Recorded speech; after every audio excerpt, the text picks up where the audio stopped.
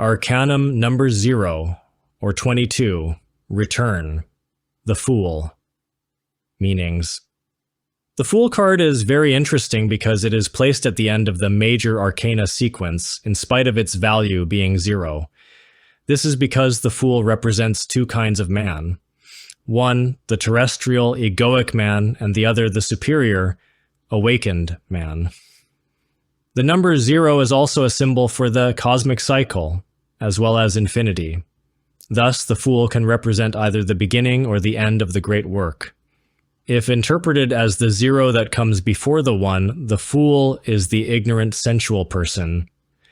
He or she wanders blindly, seeking delight and lust, perpetually lost in samsara. But if interpreted as the final card in the major arcana, then the Fool represents the resubmergence into the absolute, the zero-value state of non-existence that results from attaining liberation. Therefore, inferior meanings include ordinary sensual life, ignorance, naivety, irresponsibility, and lack of discipline, and upright meanings include attaining enlightenment to some degree or another, returning back to source, awakening to truth, and spontaneous new beginnings. Description of the card. The dog in the illustration is white and barking at the Fool. The energetic companion at the heels of the wanderer in this arcanum is a profound symbol of the sexual fire. The primal, untamed, erotic instinct and vitality within. It represents the very essence of our basic drives and desires. A potent energy that, when acknowledged and integrated, becomes our guide. This spirited presence urges the wanderer to stay on the path, acting as both an instinctive impulse and a loyal ally. Its constant movement and alertness serve as a reminder to remain vigilant of our moment-to-moment reality, especially when the wanderer gazes towards distant horizons. The white dog, fire, is the key to inner transformation. The very force that carries the dangerous potential to provoke degenerative animal passion, when understood and directed consciously, is the extraordinary agent capable of progressing one along the path of freedom and self-mastery. It is the vital fire that, when liberated and guided, illuminates the way to ultimate realization. In the waters of life is the swastika cross, symbolizing the Muladhara chakra of 4 petals. A woman who represents truth is playing a harp, plucking the sexual lyre of 9 strings in order to find the keynote. In the upper part, the 4 gods of death, Mesta, Hapi, Tuamutef, and Kebsenuf, representing the 4 elements, earth, water, fire, and air, the 4 mysterious animals of sexual alchemy. Above the 4 gods of death, we find the sacred serpent, which illuminates the sphere of Ra, which is granted to the Osirian adept, the son of light, esoteric significance of the arcanum. Arcanum number 22 is the crown of life, the return to the light, the incarnation in us of the truth. Beloved disciples, you need to develop each one of the 22 major arcana of the tarot within yourselves. You are imitateurs, that is, those whom others have placed upon the path of the razor's edge. Strive to achieve the state of adeptus, he or she who is a product of his or her own works, who conquers the science for him or herself, the child of their own labor. You must achieve the grade of adeptus, leaving behind the animal state and acquiring consciousness. Gnosis teaches the 3 stages through which everyone working in the fiery forge of Vulcan must pass. These are 1. Purification, 2. Illumination, and 3. Perfection.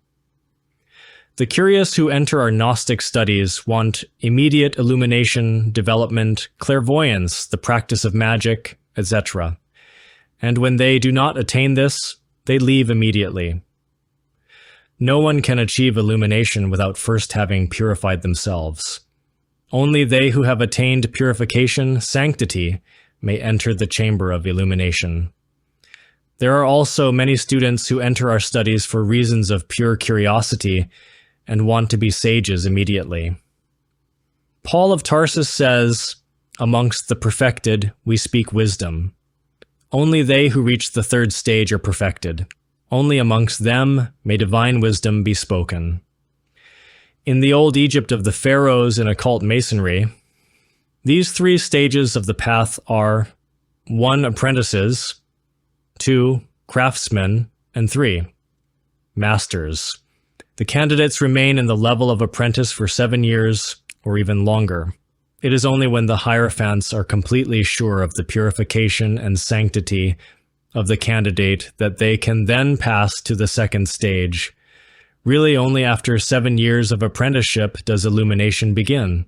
The crown of life is our resplendent dragon of wisdom, the internal Christ. From Ein Sof, the internal atomic star which has always smiled upon us, emanates the Holy Trinity. 1, the monad, plus 3, the Trinity, equals 4, the tetragrammaton. Arcanum 22, added Kabbalistically, is 2 plus 2 to equal 4, the tetragrammaton. The result is the Holy Four, the mysterious tetragrammaton, the Yod, Hava, He, man, woman, fire, and water. Man, woman, phallus, uterus. You will now understand why Arcanum 22 is the crown of life. The Apocalypse says, "Fear not those things which thou shalt suffer.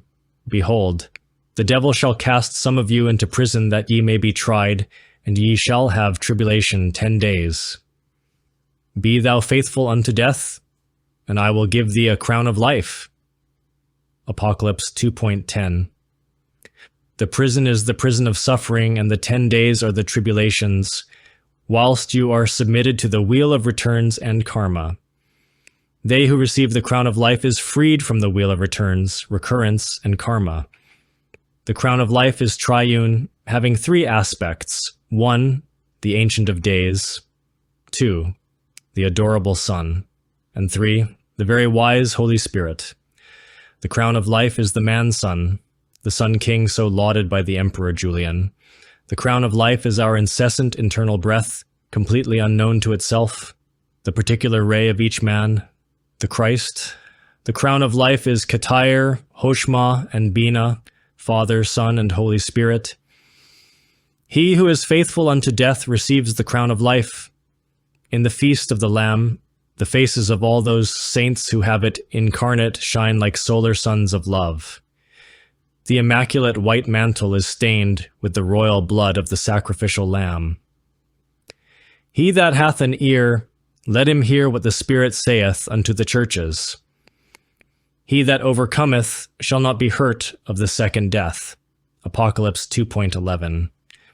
He who does not overcome will be divorced from the beloved and will sink to the abyss. They who enter the abyss will pass through the second death.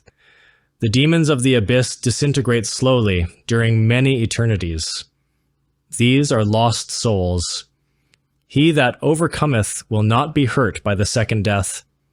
When we receive the crown of life, the word is mad flesh in each one of us. Every saint who attains the Venustic initiation receives the crown of life. Our most beloved Savior, Jesus Christ, attained the Venustic initiation in the Jordan. And the Word was made flesh, and dwelt among us, and we beheld his glory, the glory as of the only begotten of the Father, full of grace and truth. John 1.14. And the light shineth in darkness, and the darkness comprehended it not. John 1.5. He is the Savior because he has brought us the crown of life and given his blood for us. We need to reach the supreme annihilation of the I in order to receive the crown of life. We need to revive the Lamb within ourselves. We need the Easter of resurrection. Arcanum number 1. The first arcanum is the magician of the Kabbalah. It is obviously the beginning. Anything which is initiated in practical life is arcanum number 1. It is unity. It is not difficult to appreciate that every beginning is difficult. One has to work hard, one must sow in order to be able to reap. For this reason, in Arcanum number 1 is the unity of the original beginning. The origin, it is clear, of all unity, because everything begins with the number 1. Unity becomes the origin of duality, or the binary. 1 plus 1 equals 2. And finally, in that unity is the fulfilling synthesis of the ternary. The unity, the one, is the divine monad, the first logos, the Father who is in secret. Each one of us has his own individual monad. Madame Blavatsky used to say that there are as many fathers in heaven as there are men on earth. The Father, in turn, or of himself, unfolds into the Divine Mother. So it is that he and she are Brahma because she becomes the feminine aspect of him. We see then how unity is the root of the binary, given that the latter could not exist without the unity. If the monad had not existed, the Divine Mother would not have existed. The monad is the root of duality. There are as many mothers in heaven as there are men upon the earth. Each one of us has his internal God, or his own particular celestial father and mother. In explaining this, it is better understood why unity is the fulfilling synthesis of the ternary, and how and why it is produced. When Jesus prayed, he prayed to the Father who is in secret, and he left us a prayer which is the Our Father. This prayer is completely magical. It takes a couple of hours to pray the Our Father well, because each petition which is made to the Father is totally magical. The mistake that people make is to pray it in a mechanical manner, and this has no effect. The prayer must be broken down, analyzed. And in order to do this, one must relax the body so that not a muscle is tense, and then to concentrate, combining prayer with meditation. People think that our Father who is in heaven is a gentleman who is sitting up there. If we reflect profoundly, the monad, the unity, the origin of all other unities or monads will be discovered. It is clear that the monad has need of something in life in order to self-realize. What is it that the monad needs? In the light of the Sanskrit, we can ascertain that he needs Vajrasattva, the meaning of which is diamond soul. This is a soul which has no I, which has eliminated all the subjective elements of the perceptions.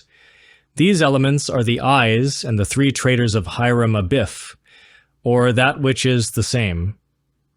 Judas, the demon of desire, mistakenly called the astral body, Pilate, the demon of the mind, which is confused with the mental body, and Caiaphas, the demon of ill will. Why should it be that all this is unknown to the pseudo-esoteric schools?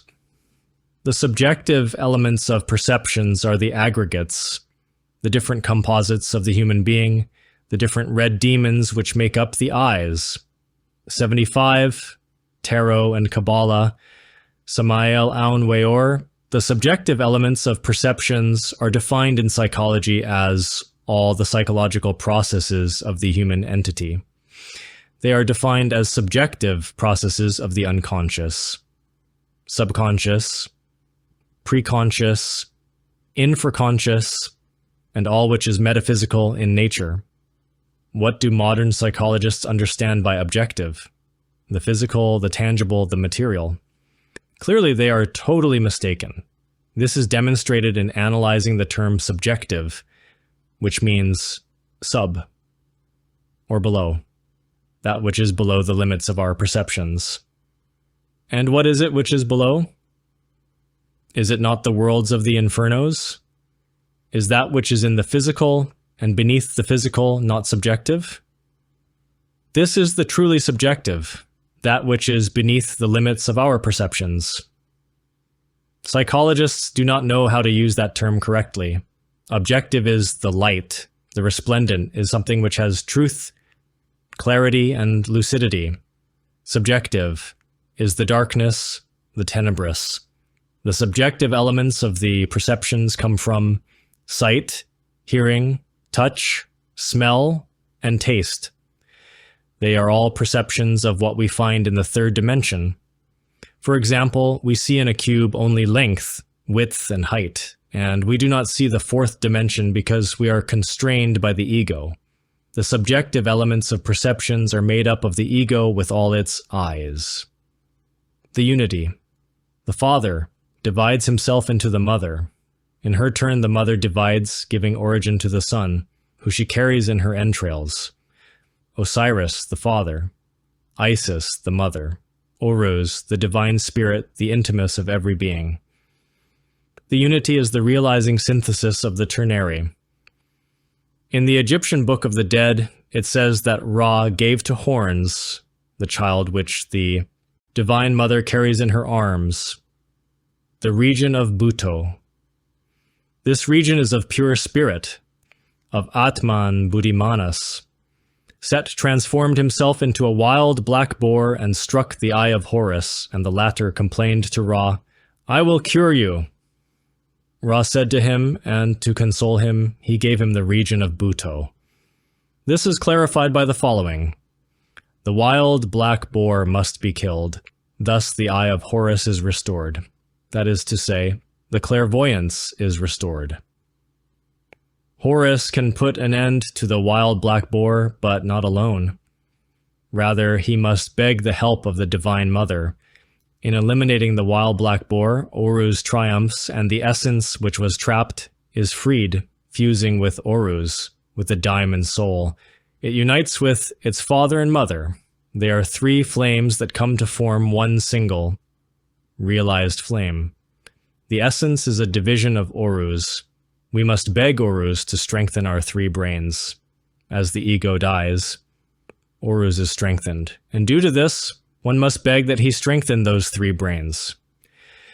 When Orus has swallowed the essence, he needs the solar bodies, and a germinal atom of each one of these bodies remains. Solar physical body, solar astral body, complete consciousness, solar mental body, complete knowledge, body of conscious will. Man is man, and the smaller and more microscopic one feels, the better. We, mankind, must feel that we are ants. God is God because the divinity is that which has power. We are nothing. We are poor devils. And even the man who is a complete man is an ant compared with God. A master said to me, "Venerable Master Samael Aun Weor, true happiness is having God within." Although one may be in the absolute or in nirvana, if one does not have God within, one will not be happy, even though they who dwell there have God incarnated. Those words had a tremendous impact upon me, and I sought the counsel of the great sage Saturn. I gave various esoteric greetings, and he responded to them all. But he said to me, "There is no greater greeting than that of the seal of the heart." There was no need to speak. In silence he answered all, saying that if one does not have God within, not even in the absolute is one happy. With this answer I was satisfied. These consultations cost, and I paid with the capital of good acts, which is the currency of Dharma. Synthesis. This arcanum, the magician, represents man. It is the masculine principle. The number 1 means that which initiates, that which begins. All of the work is contained within the tarot. All psychic processes develop there. The unity is the realizing synthesis of the ternary. Whilst we do not know ourselves, we can know nothing of the soul and spirit. The 4 conditions which are necessary in order to be a magician are the following: to know how to suffer, to know how to be silent, to know how to abstain, to know how to die. Arcanum number 2, the High Priestess. Description of the plate. The 2 columns of the Temple of Isis appear within the waters of life. The white column being Jachin and the black Boaz. Each column has 4 levels representing the 4 bodies of sin: the physical, vital, astral, and mental. Above this, a master appears seated between 2 large columns. The 2 columns are reversed because she is within the temple facing towards us. The act of being seated indicates her passive aspect. In the first arcanum, the magician is standing, indicating an active aspect.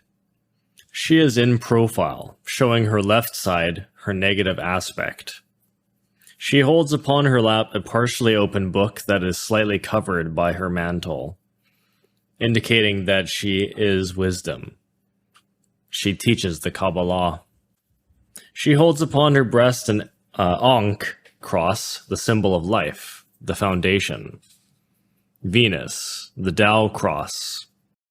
The cross upon her naked breast signifies that the milk, which is the product of her breast, is the symbol of virtues. The serpent upon her forehead indicates mastery, that she has risen. Upon her left are the horns of the sacred bull.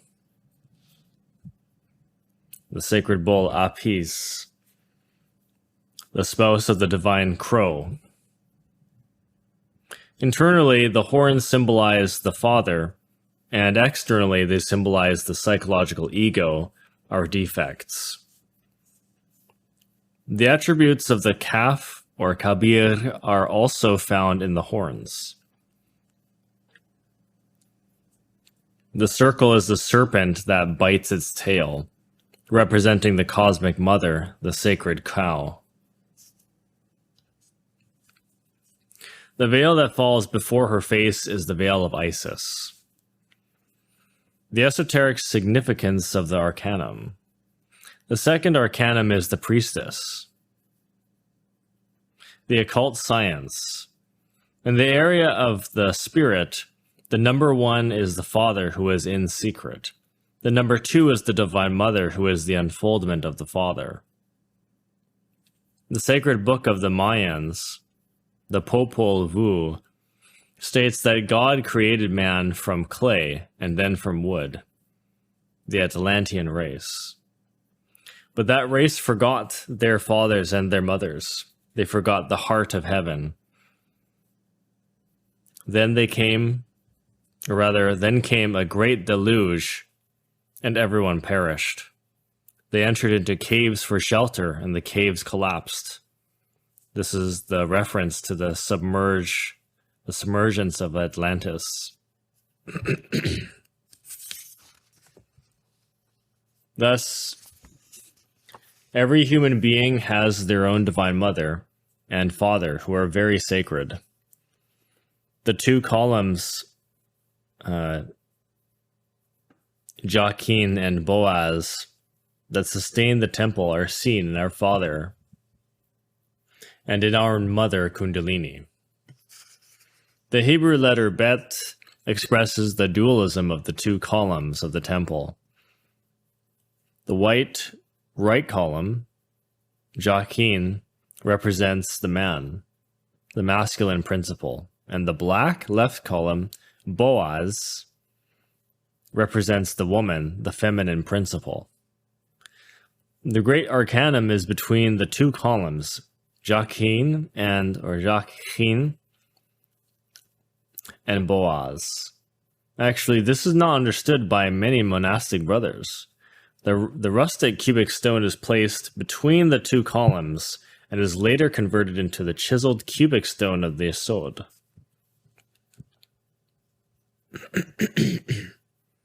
This is nothing other than sex, the Sphera Yesod. It is necessary to know the Arcanum, the Maituna, represented by the chisel of intelligence and the hammer of willpower. The ineffable words of the goddess Nait have been sculpted on the resplendent walls of the temple of wisdom with letters of gold, saying, "I am she that has been, is, and will be, and no mortal has lifted my veil." The veil symbolizes that the secrets of Mother Nature are hidden to the profane, and only the initiate achieves the unveiling after incessant purification and meditation. You must be courageous in order to lift the veil of Isis. Our Gnostic motto is Telema, which means willpower. The number 1, the Father, who is in secret, is the eternal masculine principle. He is within himself, Brahma, who has no form, is impersonal and ineffable, and who can be symbolized by the sun. The number 2 is the Divine Mother. She is the eternal feminine principle that can be symbolized by the moon. Brahma has no form. He is what he is. But in himself, he is the governor of the universe. He is Ishvara, the eternal masculine principle, the universal principle of life. Ishvara is Sanskrit, I believe, or it's part of Hinduism. The universal principle of life unfolds in the eternal feminine universal principle, which is the great pralaya of the universe, of the cosmos, her fertile bosom where everything is born and where everything returns. In the human being, the cosmic mother assumes the form of the serpent. There are 2 serpents, the tempting serpent of Eden, which is the goddess of Kali, the abominable Kunda buffer organ, and there is the bronze serpent that healed the Israelites in the wilderness, the Kundalini serpent. These are the 2 feminine principles of the universe, the Virgin and the Harlot, the Divine Mother or White Moon, and Astarot or Kali or Black Moon, which refers to its tenebrous aspect. The second arcanum is the Priestess. In occultism, it is said that it is the dual manifestation of the unity. When the unity unfolds, it gives origin to the receptive and productive femininity in all of nature. It is obvious that the number 2 is within the human organism, and that the number 1 is related to it. Willpower is related to the number 1, and the imagination is number 2. It is necessary to distinguish between intentional imagination and mechanical imagination. It is obvious that mechanical imagination is the same as fantasy. The key to power is to find the harmonious, vibrating union of imagination and willpower. There is a key in order to depart in the astral body, which should be performed quickly in those moments of awakening from sleep. Upon awakening, you must close your eyes, and without movement, you must strongly imagine any given place. Do not imagine that you are imagining. It must be done factually. You must feel secure about being in the imagined place, uniting the will with the imagination. It is logical that one will triumph if this union is achieved. Place the imagination into motion and walk in the place which is being visualized with faith. If this practice is performed without moving in bed, while working with imagination, which is feminine, and willpower, which is masculine, one can go to any place that one pleases. This is achieved through retaining the sleepy state, by imagining the place, and by walking with firmness through the use of willpower. Once I was in a jungle walking along a roadway when someone spoke to me about a mountain. Due to the fact that this mountain's surroundings were so dangerous, I went to investigate it in the astral plane. I imagined the mountain. I saw fog, many steps, and a group of adepts. When entering the abode, they gave me a spoonful of honey, which is the food of the White Lodge, and the bread of wisdom. Then they told me that I must purge myself with resinous oil in order to clean my stomach. The next day I left my physical body that was already cleansed in the stomach, and I entered the astral plane. I then looked to the stars and performed the rune Mon. These adepts commanded me to descend into the infernal worlds. I entered a region of profound darkness where terrible beasts attacked me. These were my egos.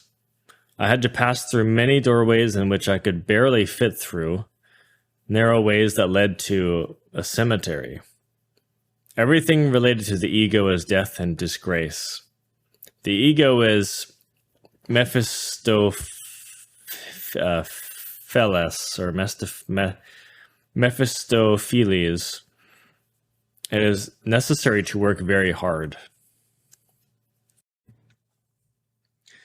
Arcanum 3, the Empress. Description of the plate. In the central part of the plate appears a woman crowned with 12 stars. 1 plus 2 equals 3, which represents the 12 zodiac signs, the 12 doors of the holy city, the 12 keys of Basil Valentine, the 12 worlds of the solar system of Ors. On her head is a cup with a risen serpent, symbolizing mastery, that she is risen. She holds the staff of power in her right hand, and with her left hand she tries to reach a dove, which represents the Holy Spirit. Her clothing is solar, which indicates that she is a Christified soul, a product of the 2 previous arcana. She is seated on the perfectly chiseled cubic stone. In the waters of life, the moon is under her feet, indicating that we must trample on the moon in order to convert it into a sun. Esoteric significance of the Arcanum. The number 3 is the Empress, the divine light. The light in itself is the Divine Mother. It corresponds to that part of the Genesis that says, "And God said, 'Let there be light,' and there was light." The first day of creation. It is also the number of the 3rd Logos that dominates all forms of creation. It is the rhythm of the Creator. The Celestial Mother in the material realm signifies material production. In the spiritual realm, she signifies spiritual production. If this arcanum is analyzed more profoundly, a very interesting aspect is discovered. The number 1 is the Father, who is in secret, or the monad. From him, the Divine Mother Kundalini is born, thus forming the duad. Then this unfolds into the number 3, which is the Father, Mother, and Son. The Son is the divine and immortal spirit of every living being. The 3, Osiris, the Father, Isis, the Mother, and Horus, the Son, constitute what the sacred book of the Mayans, the Popol Vuh, called the Heart of Heaven. The Sun also unfolds itself into the animated soul that everyone carries inside of themselves. So in this context, Sun is spelled with an S-O-N. The Zohar, the most ancient Hebraic book, which is the foundation of the Kabbalah and the Old Testament, insists upon the 3 principal elements that compound the word. These elements are the letter Shin in Kabbalah, which signifies fire, the letter Mem in Kabbalah, signifying water, and Aleph, the letter Aleph, signifying air. In these 3 principal elements dwells the perfect synthesis of everything that is from the 4 manifested elements. The serpent or savior, who is the Logos, gives inspiration to human beings in order for them to recognize their own identity with the Logos. Thus, they can return into their own essence, which is the Logos. The powerful mantra, Iao, summarizes the magical power of the triangle of the principal elements. I, pronounced E, symbolizes igneous, or fire. The A, spelt with an A, represents water. In Latin, this is aqua. And O, spelled with the letter O, is origo, The principal spirit, air.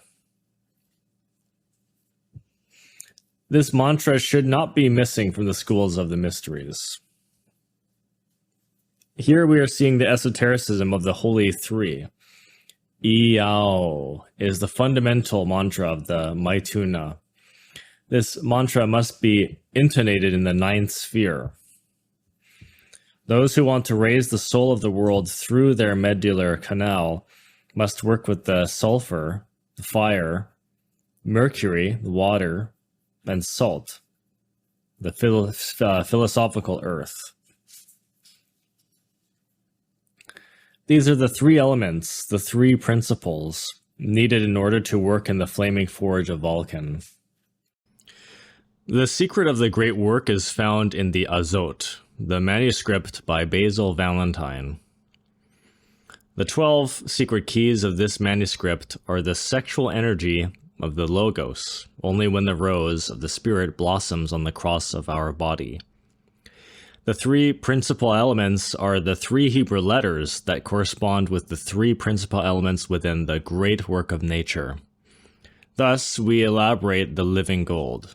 One who does not make spiritual gold is not an esotericist.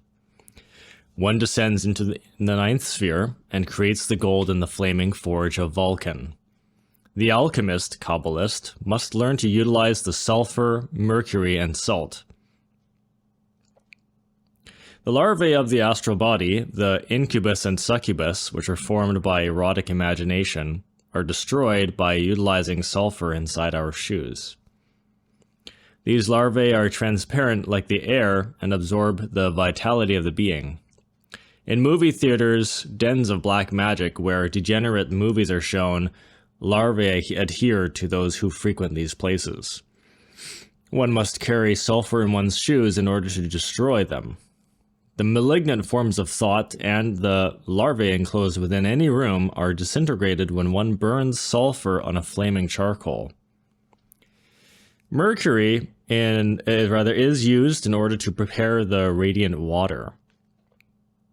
This is prepared for use by placing a mirror in the bottom of a copper container full of water, which must not be a cauldron, and then adding mercury. This helps to awaken clairvoyance. Nostradamus made his predictions with copper and mercury. Salt has its virtues. When one needs to heal any ill person, one should light a fire in a container where salt and alcohol are mixed. This is done in order to invoke the masters of medicine Adonai, Hippocrates, Galen, and Paracelsus. The ternary, the number 3, is very important. It is the word, plenitude, fecundity, nature, the generation of the three worlds. The third arcanum of the Kabbalah is represented by a woman dressed with the sun, with the moon under her feet, and her head crowned with 12 stars. The symbol of the Queen of Heaven is the Empress of the Tarot. She is a mysterious, crowned woman seated with the scepter of command in her hand. The globe of the world is on top of the scepter. She is Urania Venus of the Greeks, the Christified soul, the celestial mother. The divine mother of the third arcanum is the particular mother as well of each one of us. She is the mother of our being, who must trample upon the moon, the lunar ego, in order for the 12 stars, the 12 faculties, to shine over her head. In order to create, we need the 3 primary forces that come from above, from the Father. They exist in all of creation. I'm going to add here, these are cosmic forces. These are universal, right? We have the polarity of batteries and such. So there's the positive, the negative, and the neutral, or the active, receptive, and neutral. Or the uniting. The man is the first arcanum of the tarot, the active force. The woman is the second arcanum, the receptive or passive force, and the crystallified soul is the result of the sexual union of both. The Arcanum AZF is the secret that transforms the moon into a sun and represents the three aspects. These three aspects: active, receptive, and neutral. Arcanum 4, the Emperor. Description: the serpent, which is a symbol of mastery, protrudes from the forehead of the Emperor. This crown, formed by an aspid, is the Thermutus, which belongs to Isis or Isis, our particular divine mother Kundalini. Also on his head is a bonnet with 4 points, 4 angles, which represent the 4 elements, the 4 Gospels, the 4 Vedas, etc. On the bonnet, there are also the still, the recipient, the sexual organs, the furnace, the Muladhara chakra, the spinal column, and the distillery, the brain. He holds the staff of power in his right hand. He is seated on the perfectly chiseled cubic stone, product of the previous arcana. Within the stone is the cat, which is the fire. In the waters of life is the rod of command, which is the vertebral column. Esoteric significance of the Arcanum. The cross has 4 points. The cross of the initiation is phallic. The intersection of these two, vertical in the feminine space, forms the cross. It is the cross of initiation that we must carry upon our shoulders. We must comprehend that the cross with its 4 points symbolizes the 4 cardinal points of the earth: north, south, east, and west. The 4 ages: gold, silver, copper, and iron. The 4 seasons. The 4 seasons of the year. The 4 faces of the moon. The 4 ways: science, philosophy, art, and religion. When we speak about the 4 ways, we must comprehend that the 4 ways are really one. This way is the narrow and straight way of the razor's edge, the path of the revolution of the consciousness. The cross is a very ancient symbol that is continually utilized in all the religions of the world. One who considers it an exclusive emblem of one religion sect commits an error. When the conquistadors of Spain arrived in the Holy Land of the Aztecs of Mexico, they found crosses upon all the altars. The sign of the cross, as in the the sublime monogram of our Lord the Christ, the cross of St. Andrew as well, and the miraculous keys of St. Peter, are all marvelous replicas of equal alchemical and Kabbalistic value. It is therefore the sign capable of securing the victory for the laborers of the great work. The sexual cross, the living symbol of the crossing of the lingam yoni, has the unmistakable and marvelous print of the 3 nails that were used to immolate the Christ matter. These nails are the image of the 3 purifications of iron and fire. Our Lord could not achieve the resurrection without them. The cross is the ancient alchemical hieroglyph of the crucible, or crocet, or crucette, which in the past in French was called cruzel, or crocet. In Latin it was called crucibulum, or crucis, or cross, or cross. It is evident that all of this invites us to reflect. It is in the crucible that the raw matter of the great work suffers the passion of the Lord with infinite patience. In the erotic crucible of sexual alchemy, the ego dies and the phoenix bird is reborn within its own ashes. Inri, in nescis renascor integer, which means, in death I am reborn, intact and pure. The intersection of the vertical phallus within the horizontal uterus makes a cross. This is something that can be easily verified. If we reflect very seriously on that intimate relationship that exists between the S and the Tao cross, or T, we arrive at the logical conclusion that only through the crossing of the lingam yoni, the phallus and the uterus, with radical exclusion of the psychological orgasm and lust, one can awaken the kundalini, which is the igneous serpent of our magical powers. In the Nahuatl and Mayan conception of the cross, the Nahuatl or Nahuolin sacred symbol of the cosmic movement is the sacred swastika of the great mysteries, which was always defined as the cross in movement.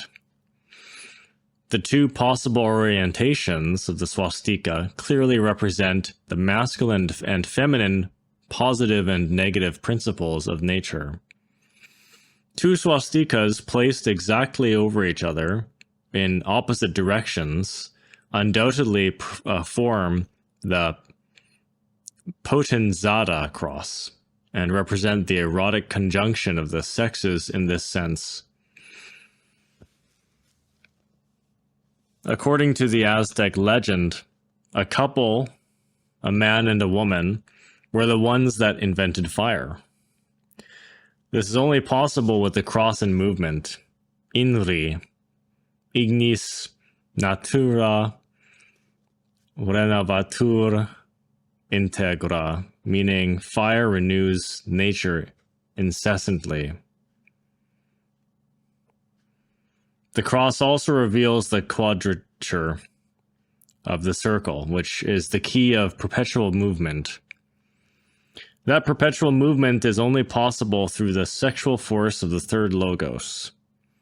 Perpetual movement will finish, and the cosmic unhingement could happen if the energy of the third logos stopped flowing in the universe. The third logos organizes the fundamental vortex of every rising universe and the infinitesimal vortex of the ulterior atom of any creation. With the fourth arcanum of the tarot, the being carries the cross of initiation over his shoulder. If we make the following Kabbalistic addition of the fourth arcanum, 1 plus 2 plus 3 plus 4 equals 10. We find that 10 equals 1 plus 0, which results in 1 again, the monad. The tetragrammaton is equal to the monad. The tetragrammaton, to recapitulate, are the letters Yod, He, Vav, He, which can also be pronounced Yod Hava. The swastika symbol in this example spins to the right and is placed vertically, not on an angle, not diagonally. So the lines are swooping horizontally and vertically. Arcanum 5, the Hierophant, or Hierarch. In this plate, we find the Hierarch with his armor of war. He is holding in his right hand the Staff of Power. He utilizes the mask of a jackal only when he is officiating to do justice. This symbolizes the supreme mercy and the supreme mercilessness of the law. The scale of justice is in the waters of life, indicating that the movements, actions, and reactions of the physical body are based on energy. This includes thoughts too. The number 5 is grandiose, sublime, and is the number of severity and of the law. It is the number of Mars and of war. The 5th arcanum of the Tarot shows us the teachings, karma, and gives explanations. It symbolizes the 5th cycle, the 5th race, the 5th sun, the 5 tattvas, the 5 fingers, the 5 gospels, the 5 senses, the 5 cells of the brain and ovaries, and the 5 aspects of the Divine Mother. The 5th card of the Tarot is initiation, demonstration, teaching, karmic law, philosophy, science, and art. We live in the age of Samael, the 5th of the 7. The return towards the great light has been initiated. Life has started to flow from the outer towards the inner. We are faced with the dilemma of to be or not to be. We need to define ourselves as angels or demons, eagles or reptiles. We have to confront our own destiny. The 5th arcanum is the Hierophant, the law, the severity. It is the flaming pentagram, the flaming star, the sign of divine omnipotence or omnipotence.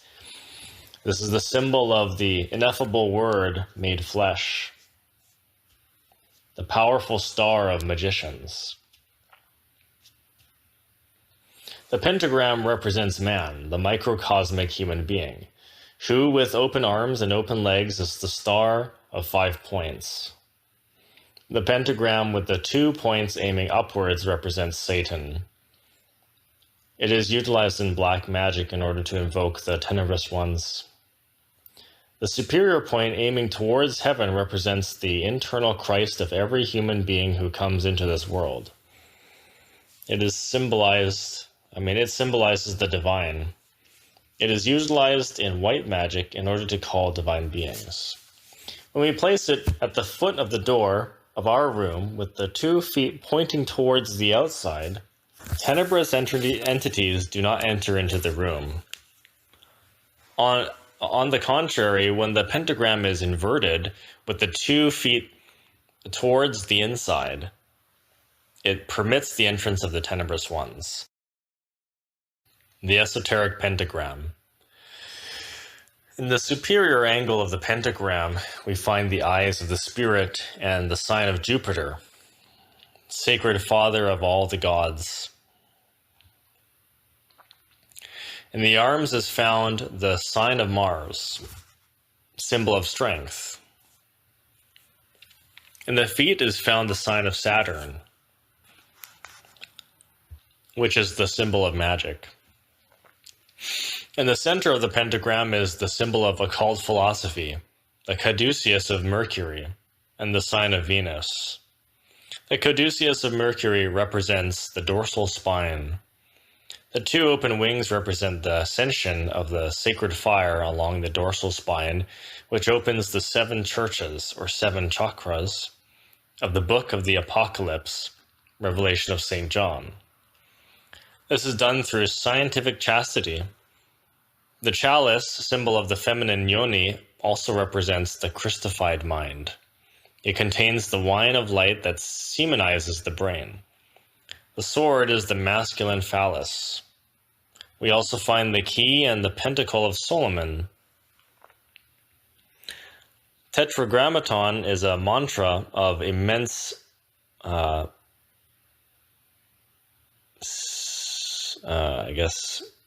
sacerdotal power.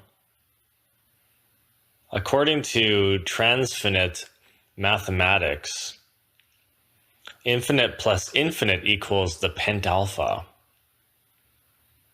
So infinite plus infinite equals 5. Students can elaborate an electrum in order to protect themselves against the tenebrous. egos, thought forms, he means, and other kinds of demons that are outside of our mind. In occultism, we call an electrum or an electrum a pentagram, which has on it the 7 metals of the 7 planets. The first is the moon, silver. 2 is Mercury, mercury. 3 is Venus, corresponding with copper. 4 is the sun, corresponding with gold. 5 is Mars, iron. 6 is Jupiter, tin. And 7 is Saturn, lead. The pentagram is made and consecrated with the 4 elements: fire, air, earth, and water. It should be smoked with the smoke of the 5 perfumes: frankincense, myrrh, aloe, sulfur, and camphor. From these 5 substances that serve to consecrate the pentagram, the first 3 are in order to invoke the white forces. Sulfur is used in order to reject tenebrous entities.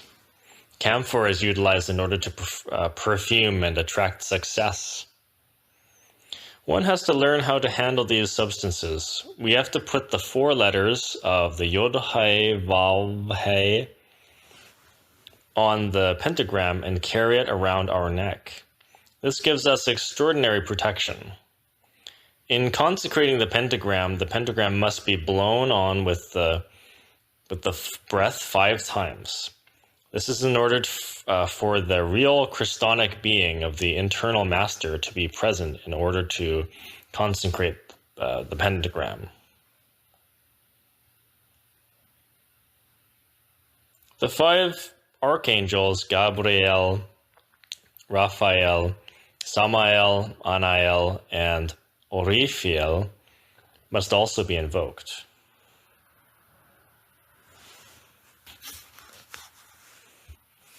If we can elaborate a metallic pentagram and consecrate it, we can also consecrate ourselves with the same rites and perfumes that we use to consecrate our metallic pentagram. This is because the human being is a star of 5 points. Those who feel they are polluted with larvae, astral larvae, or are miserable must incense themselves with the 5 perfumes in order to become clean. This must be performed in conjunction with treading on the path of perfect chastity. In the Lumicioles, this custom of cleaning the brothers and sisters that are full of larvae should be established. Thus, they will receive the benefit in their souls and in their bodies. In the Egyptian Book of the Dead, the following is said: Sait nu triumphant. I am the jackal of jackals. I am Shu, and I draw air from the presence of the god of light, Ku, to the bounds of heaven and to the bounds of the earth, and to the bounds of the outermost limits of the flight of the Nebe bird. May air be given unto these young divine beings. Chapter 55. The hierarch of the 5th arcanum is the jackal of the jackals. He is the lord of the archons of destiny. He is Anubis, the god with the head of a jackal. The temple of Anubis is the temple of the lords of karma. Anubis carries the books of karma in the underworld. Each human being has his own book of affairs. Those who learn how to travel in the Ka, astral body, he's using Egyptian terms right now, can visit this temple of the jackal of jackals in order to consult their book and to make their negotiations. Credits can be requested from the lords of karma. Every credit must be paid for by working in the great work of the Father, or by suffering the unspeakable. When the Logos of the solar system delivered unto me the tunic and the mantle of the Hierophant of major mysteries, he told me, "Here I pay unto you what I owe you for the practices that have been teaching, that you have been teaching. One who wants light must give light in order to receive one's payment. The jackal of jackals conducts the light for all the limits of the firmament. He arrives to the frontiers of the bird Nebe, the enormous serpent who is one of the 42 judges of Ma'at in the judgment. This great judge is the logos of the solar system. The jackal of jackals works under the orders of this great judge. These young divine beings that work with the Anubis, are the lords of karma. The alchemist must learn how to drive his ka, his astral body, in order to visit the temple of the jackal of jackals, either in meditation or a deeper meditation of dream yoga, and to arrange his negotiations. In our work with the blessed stone, it is indispensable to learn how to consciously handle our own karmic negotiations. No one escapes from justice because in the depth of our consciousness exists the Kaum, the karmic police, who take form each time that we register an action, be it positive or negative. Arcanum number 6. Indecision. The lovers. Meanings: balance, equilibrium. Soulmates. Indecision. Vice and virtue. Reversed meanings. Disequilibrium. Detrimental choices. Separation. Infidelity. Description of the card. One finds the disciple standing in the waters of life in front of a triangle with the vertex pointing downwards. His left arm is crossed over the right. All of the above signifies that the disciple is fallen, that he feels a greater attraction towards Medusa, the eye, who is located to his left. To his right, one finds a female master. This arcanum is called indecision, because the disciple does not know which path to decide upon. Seated in the upper part is a hierarch of the law with a bow taking the form of a triangle with the vertex pointing upwards. He points his arrow at the head of the Medusa, in keeping with the axiom. The Medusa must be decapitated. Each figure presents to the neophyte a different path. The path of the left and the path of the right. The arrow of justice points against the path of the left. Esoteric meaning of the Arcanum. The Arcanum 6 is the lover of the tarot, signifying realization. The human being is found between vice and virtue. The Virgin, the Whore, Urania Venus, and the Medusa. One finds that one has to choose one path or the other. Arcanum 6 is concatenation, equilibrium, loving union of man and woman. A terrible struggle between love and desire. Here we find the mysteries of the Lingam Yoni. The linking together of the struggle between the two ternaries is in Arcanum number 6. This is the affirmation of the internal Christ and the supreme negation of Satan. Arcanum number 6 is the struggle between the spirit and the bestial. Number 6 represents the struggle between God and the devils. This arcanum is expressed in the Seal of Solomon. The upper triangle represents Katare, Hokmah, and Bina, the resplendent dragon of wisdom, the Father, Son, and Holy Spirit. The lower triangle represents the three traitors who form the antithesis of the divine triad. They are the demons of desire, of the mind, and of ill will. From moment to moment, they betray the internal Christ and are the bases of the ego, Judas, Caiaphas, and Pilate. This lower triangle is the black dragon. In the waters of life appear two sphinxes, a white and a black one, that are pulling the chariot. This symbolizes the masculine and feminine forces. A warrior who represents the inner self is standing in his chariot of war, which is the cubic stone, sex. He also stands between the four pillars that constitute science, art, philosophy, and religion, which he channels himself through. The four pillars also represent the four elements, indicating that he dominates them. The flaming sword is in his right hand, and in his left is the staff of power. The armor represents the divine science that makes us powerful.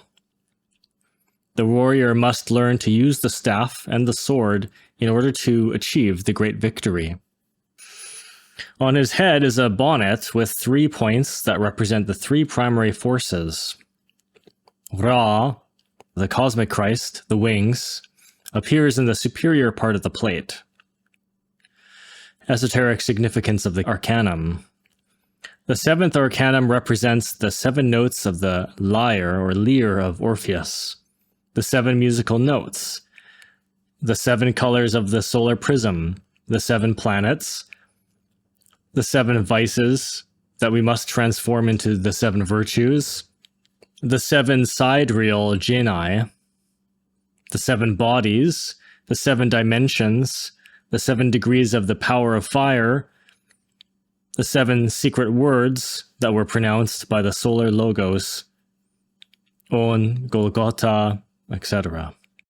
The 7th Arcanum is the chariot of war that the monad has built in order to have the power to act in this world, and the power to work in this field of life. It is the already self-realized monad that is manifesting itself through the 7 bodies.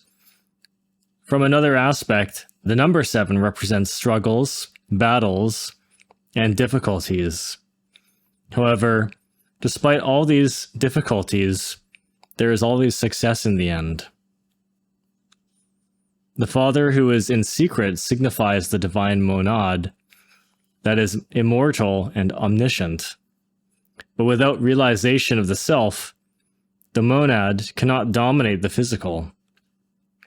He does not have sovereignty over the elements. It is quite incredible that we who are miserable slugs have to make our Father powerful. It seems a blasphemy, but he has to realize himself. The self-realized monad is powerful. It has the power over fire, air, water, and earth. That is why the Egyptian Book of the Dead, the devotee directs himself towards Horus and says, "I fortify your legs and your arms." Likewise, the devotee asks Horus to fortify his 3 brains, the intellectual, the emotional, and the motor instinctual brain. This is because Horus needs the devotee to have his 3 brains strong.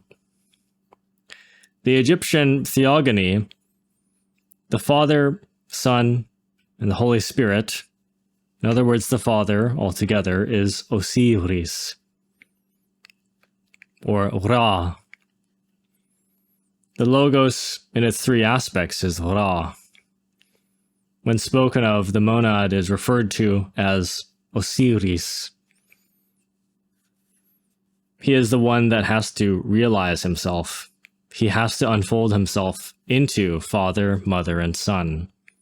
The Son unfolds himself into the essence, and the essence swallows us. Thus, the monad remains self-realized. Essence, Son, Mother, Father. Our own particular monad needs us, and we need it. Once, while speaking with my monad told me, "I am self-realizing thee. What I am doing for thee. Otherwise, why are we living?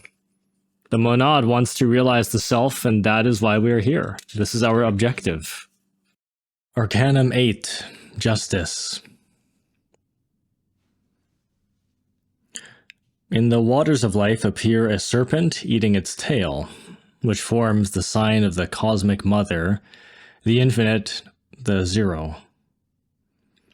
A woman kneels on a platform of 3 steps, representing the Arcanum AZF, water and fire, together to make consciousness. In her left hand, she holds the sword of power, which is pointing upwards. With her right hand, she balances a scale, which points out that equilibrium should exist between the mind, the heart, and sex. In the superior part of the plate appears Ra. This is another symbol of Ra, other than the wings. Esoteric significance of the Arcanum. The 8th Arcanum is judgment. The number 8 is the number of Job, of ordeals and of pain. In relation to esotericism, the number 8 is represented by the sword. The number 8 is the number of the infinite. The vital forces of the fire of Phlegeton and the water of Acheron circulate in the form of an 8, intercrossing themselves in the 9th sphere, within the heart of the earth. In the dorsal spine, the symbol of the infinite is also formed. The sign of the infinite signifies work in the 9th sphere, and this is sex. The 8th Arcanum of the Tarot is a woman with a sword in her hand before the scale of cosmic justice. Only she can deliver the sword to the magician. Without the woman, no initiate can receive the sword. There is the Eve Venus, the instinctive woman, or the Venus Eve, the woman of home, and the Venus Urina, the woman initiated into the great mysteries. Finally, we confirm the existence of the Urina Venus, the female adept, the deeply realized woman. The woman of the 8th Arcanum of the Tarot has in one hand the scale and in the other the sword. It is necessary to equilibrate the forces. It is necessary and urgent to completely sanctify ourselves and to practice the Arcanum AZF. The forces of man and woman are equilibrated in love and wisdom. The miraculous ascension of the seminal energy towards the brain is possible thanks to a certain pair of nervous cords that are unfolded in the form of an 8 from right to left in the dorsal spine. In Chinese philosophy, this pair of cords is known as the classical yin and yang. In Chinese philosophy, this pair of cords is known by the classical name of yin and yang, the Tao, the middle path, or the medullary canal is the secret path through which the serpent ascends. It is obvious that the first of these two canals is of a lunar nature. It is clear that the second canal is of a solar nature. When the lunar and solar atoms make contact within the triveni, close to the coccyx, the igneous serpent of our magical powers awakens. The serpent that forms a circle with its figure while in the Gnostic trance of devouring its own tail is an extraordinary synthesis of the marvelous message of the Lord Quetzalcoatl. The serpent in a vertical position illustrates the Maya Nahuatl idea, which is the divine viper devouring the soul and spirit of the man. Finally, the sexual flames consume the animal ego, annihilating it and reducing it to ashes. Unquestionably, the serpent is the esoteric symbol of wisdom and occult knowledge. Since ancient times, the serpent has been related to the god of wisdom. The serpent is the sacred symbol of Tot, and all the holy gods like Hermes, Serapis, Jesus, Quetzalcoatl, Buddha, Tlaloc, Dante, Zoroaster, Bochica, etc. Any adept of the universal white fraternity can be correctly represented by the Great Serpent, that within the symbols of the gods occupies a very notorious place, as is shown in the Babylonian buildings where its form is carved in black stone. Dupuis has said that Sculappius, Pluto, Esmond, Nep are all deities with the attributes of the serpent. All of them are healers and givers of spiritual and physical health, and also of illumination. The Brahmans obtained their cosmogony, science and art of culturalization from the famous Naga Mayas, who were later known as Danavas. The Nagas, serpents, and the Brahmans utilized the sacred symbol of the feathered serpent, an indisputably Mexican and Mayan emblem. The Upanishads contain a treatise about the science of the serpents, or in other words, the science of occult knowledge. The Nagas of esoteric Buddhism are authentic, perfect, self-realized human beings. They are the protectors of the Buddha's law because they correctly interpret the metaphysical doctrines. If the serpent was a symbol of evil, the great Kabir Jesus of Nazareth would never have advised his disciples to be wise like the serpent. It is good to remember that the Ophites, the Egyptian Gnostic wise men of the fraternity of the serpent, would never have worshipped a living serpent if this reptile was related with the potencies of evil. The sacred serpent, or savior logos, sleeps nestled in the depth of the ark, mystically waiting in the moment of its awakening.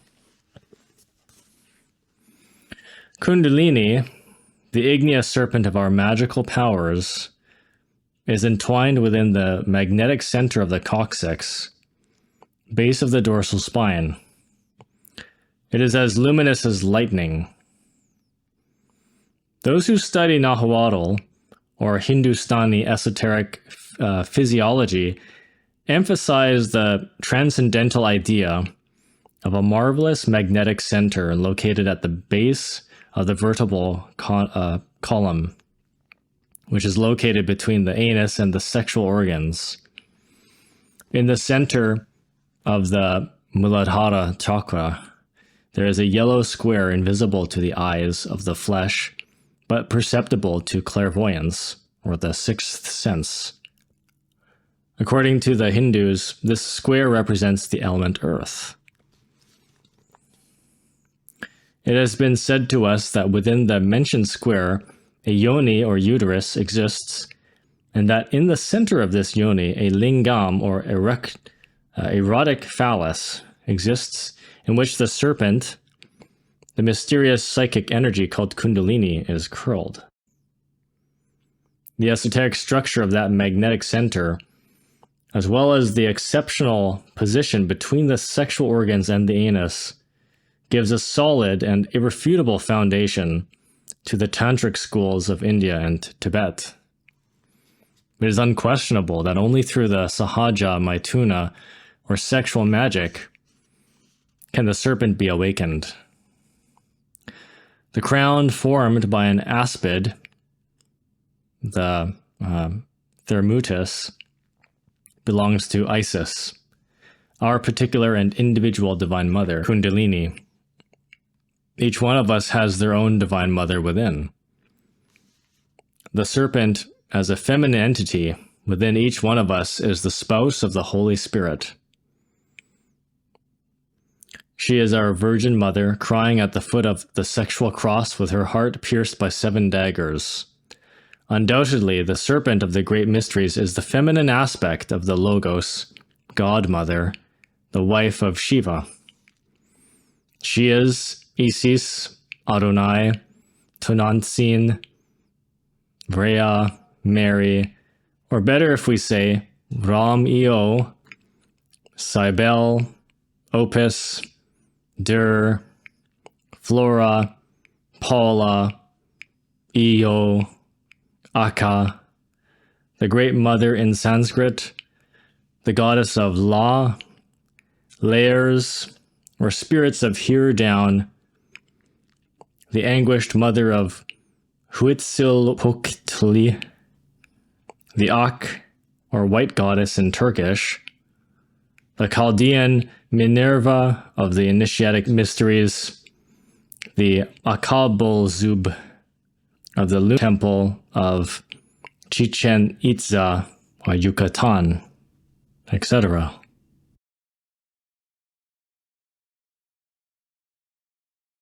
Arcanum 9, the Hermit. Meanings: perfection. In the esoteric context, enlightenment. The perfection of the soul. Completion. The end of cycles. The end of a cycle. Solitude, in the form of reflection or self-investigation, or meditation. Healing. Loneliness. Reversed meanings: incomplete work. Ignoring pain and other feelings.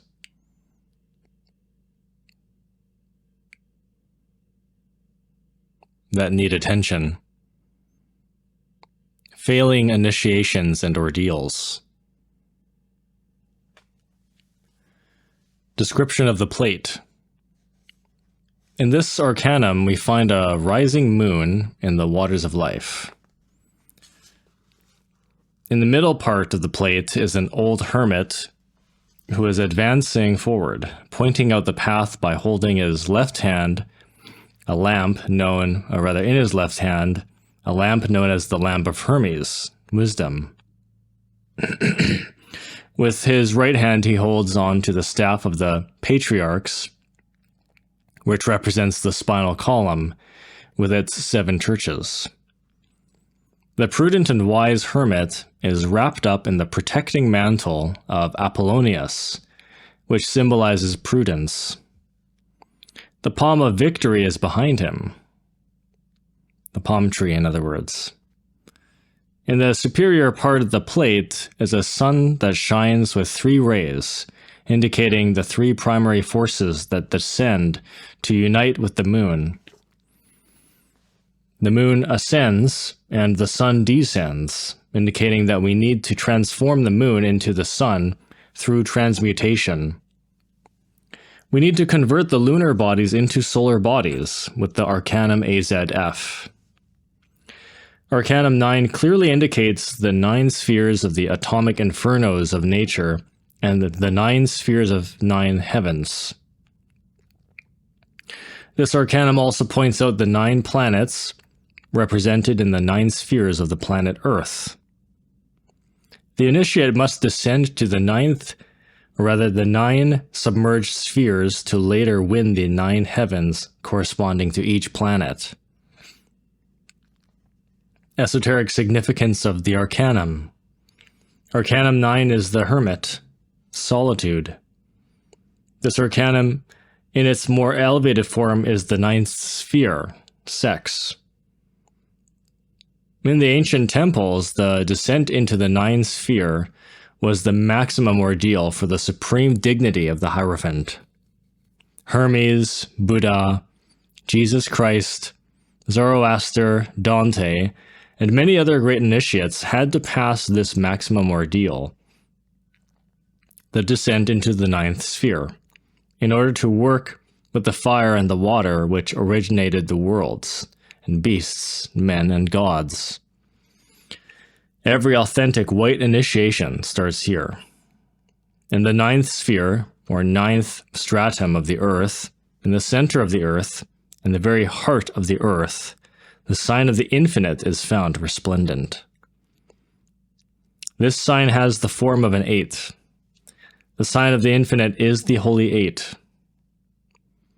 In this sign, the heart, brain, and sex of the genii of the earth are represented.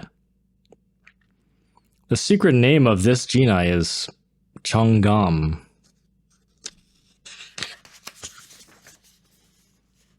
The Zohar emphatically warns us that in the depths of the abyss lives the protoplasmic atom, the differentiating principle of the souls.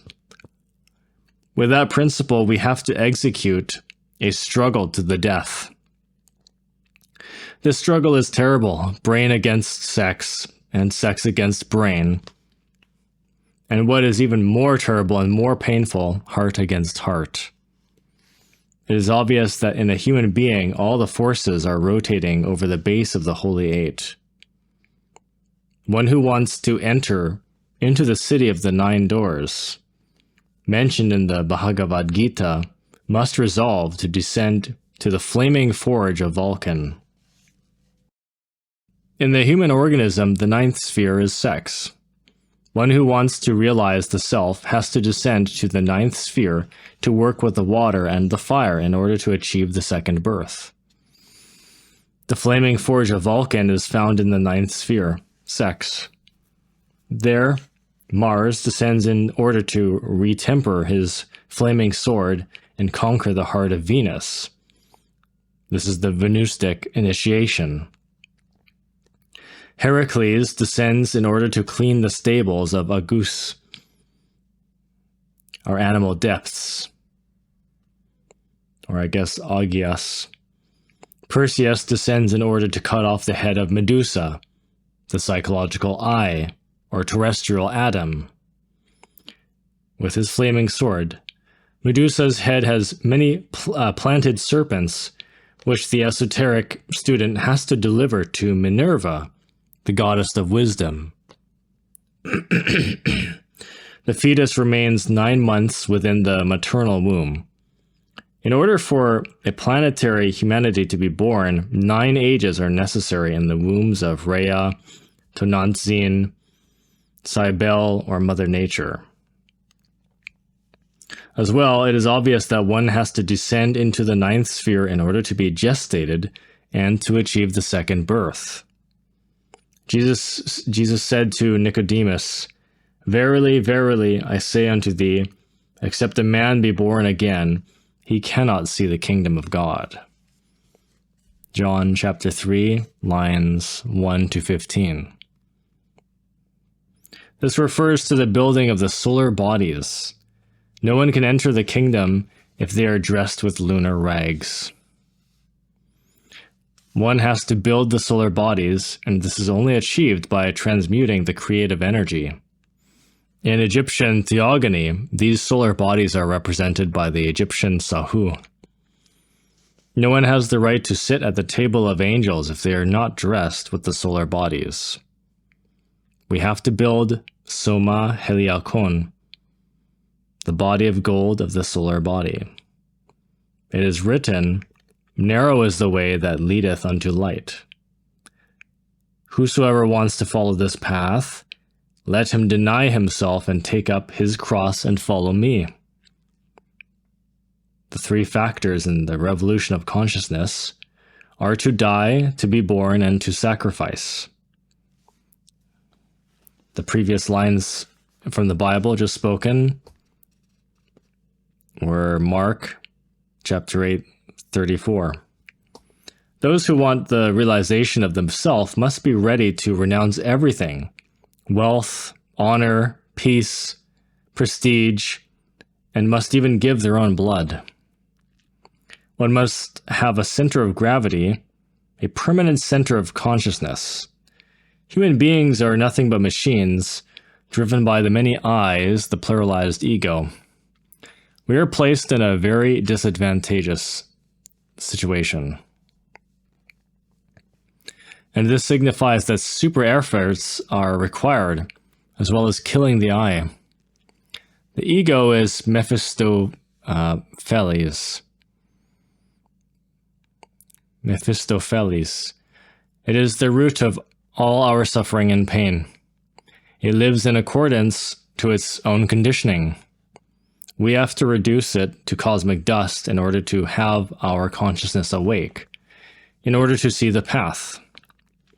By knowing, we understand what it is to see, hear, and touch the great realities.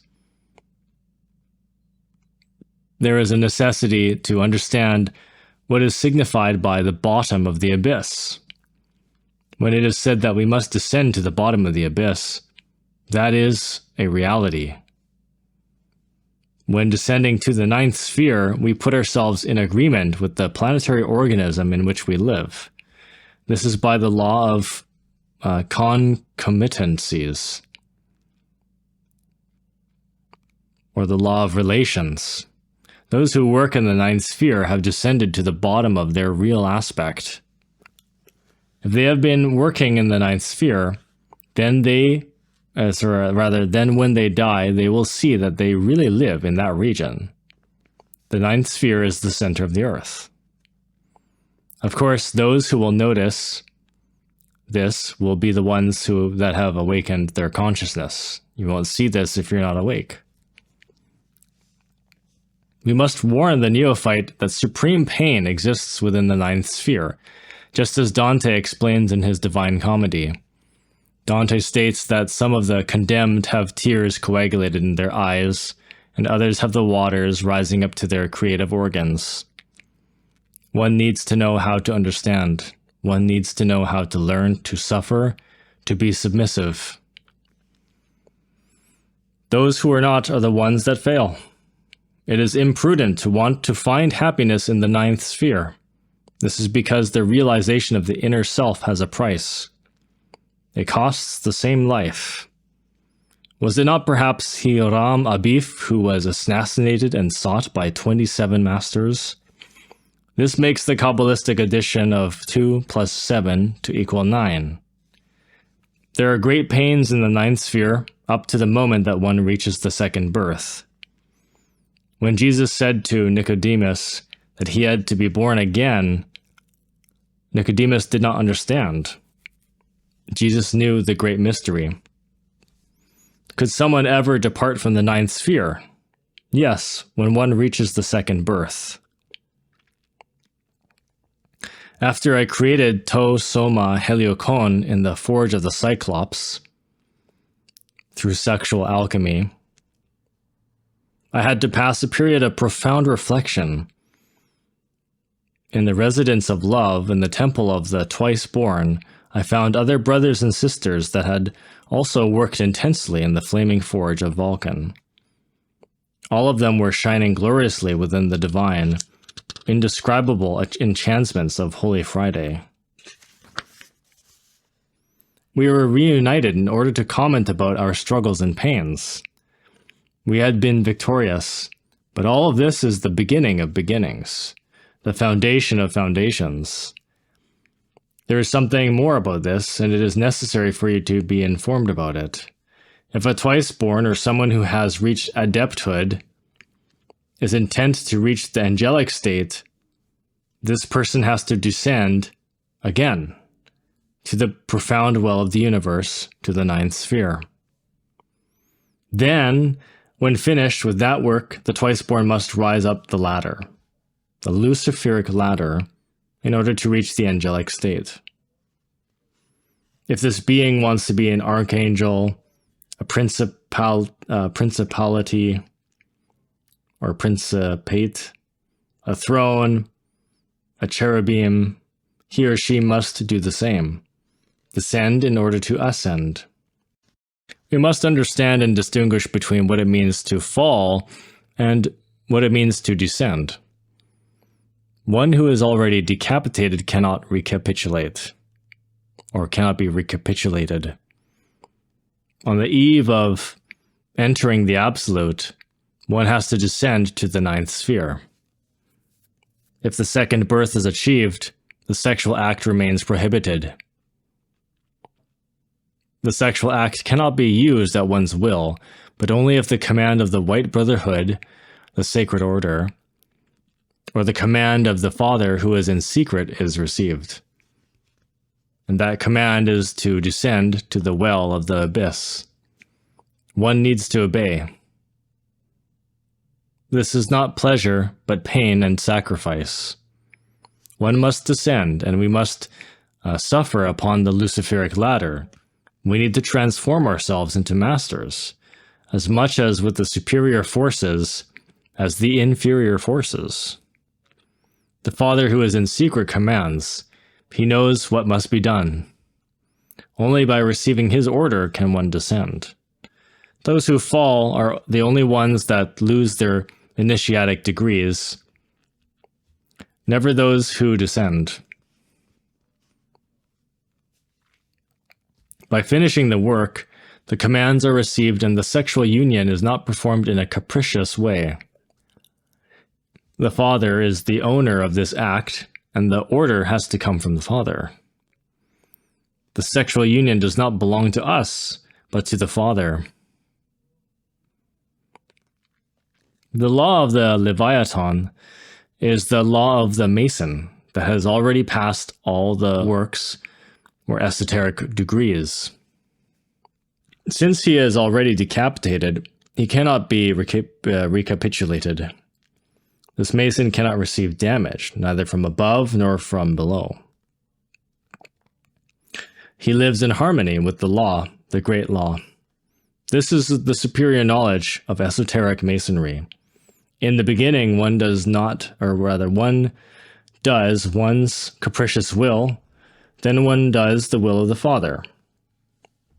When one does not have ego anymore, the malignity will disappear, and the individual will only know how to do the will of the Father. He is our true being. He is the elder of the days. He is beyond Atman. When he commands, his orders must be fulfilled. One begins to gain liberation from the ninth sphere when one converts oneself into a Paramatsa Sattva, an inhabitant of the Absolute. Then, one submerges into the abstract joy. But, before going there, a humiliation will occur. One needs to return to descend. Otherwise, one violates the law of Leviathan, the seal of Solomon. In the Apocalypse of the Holy Bible, we also find the mysteries of the ninth sphere. Quote, "And I heard the number of them which were sealed, and there were sealed 140, and 4,000 of all of the tribes of children of Israel." So 144,000. Revelation chapter 7, line 4. Kabbalistically adding the numbers together, we have the number 9. 144,000 is 1. It's 1 plus 4 plus 4 plus 0 plus 0 plus 0. Or you can go 1 plus 4 plus 4. This is the ninth sphere. Only those that have reached absolute chastity will be saved. Quote, "And I looked, and lo, a lamb stood on the Mount Zion, and with him 144,000 having his Father's name written in their foreheads." Revelation chapter 14, line 1. Mount Zion is the superior worlds. These numbers are symbolic numbers. Kabbalistically, we make the addition as follows. 1 plus 4 equals 9. The ninth sphere. Only with the great Arcanum can we be saved and receive the name of the Father on our forehead. The people of Zion are the spiritual people of God. These people of chastity are all those that practice sexual magic. Related to the New Jerusalem, quote, "And he measured the wall thereof, and 144,000 cubits, according to the measure of a man, that is, of the angel." Revelation chapter 21, line 17. The number 9 is the measurement of man, the one who is of the angel. For 9 months we remain within the maternal womb. The Son of Man can only be born in the 9th sphere. There never was known an angel that was not born in the 9th sphere. Those who want to cut off the head of the Medusa, the ego, must descend to the 9th sphere. One who wants to incarnate the Christ must descend to the 9th sphere. One who wants to dissolve the I must descend to the 9th sphere. The 9th sphere is the sanctum regnum of the divine omnipotence of the third Logos. In the 9th sphere we find the flaming forge of Vulcan. Every fledgling that works in the great work must repose on their staff and must illuminate themselves with their own lamp and cover themselves with their sacred mantle. Every fledgling must be prudent. If you want to incarnate the Christ, you must be like a lemon. Flee from lust and alcohol. Kill the most inner roots of desire. There are abundant esoteric students who mistakenly affirm that there are numerous ways in order to reach God. But the divine great Master Jesus said, "Because strait is the gate and narrow is the way which leadeth unto life, and few there be that find it." Matthew chapter 7, line 14. If the esoteric student searches patiently through all of the 4 Gospels, he will prove for himself that Jesus never said that there were many ways. The beloved Savior of the world only spoke of the one narrow door and one straight and difficult way, and that way is sex. There is no other way to reach God. Never was there known in all of eternity a prophet that had known any door other than sex. Some mistaken and confused esoteric students wrongly object to these teachings and affirm that Pythagoras, Zoroaster, Jesus, and other initiates were celibate, never having been with a woman, never having been with a woman. In all the temples of the mysteries, sacred vestals existed. The materialists, the disrespectful ones with evil intentions, arbitrarily pretended to call them sacred prostitutes. Albeit these vestals were initiated virgins, esoteric virgins, even when their bodies were not physiologically virginal. The initiates of the temple, Pythagoras, Zoroaster, and Jesus Christ, and all of the initiates from ancient times, without exception, indeed practiced the Arcanum AZF with the vestals of the temple. Only in the flaming forge of Vulcan could these great initiates retemper their weapons and conquer the heart of Venus.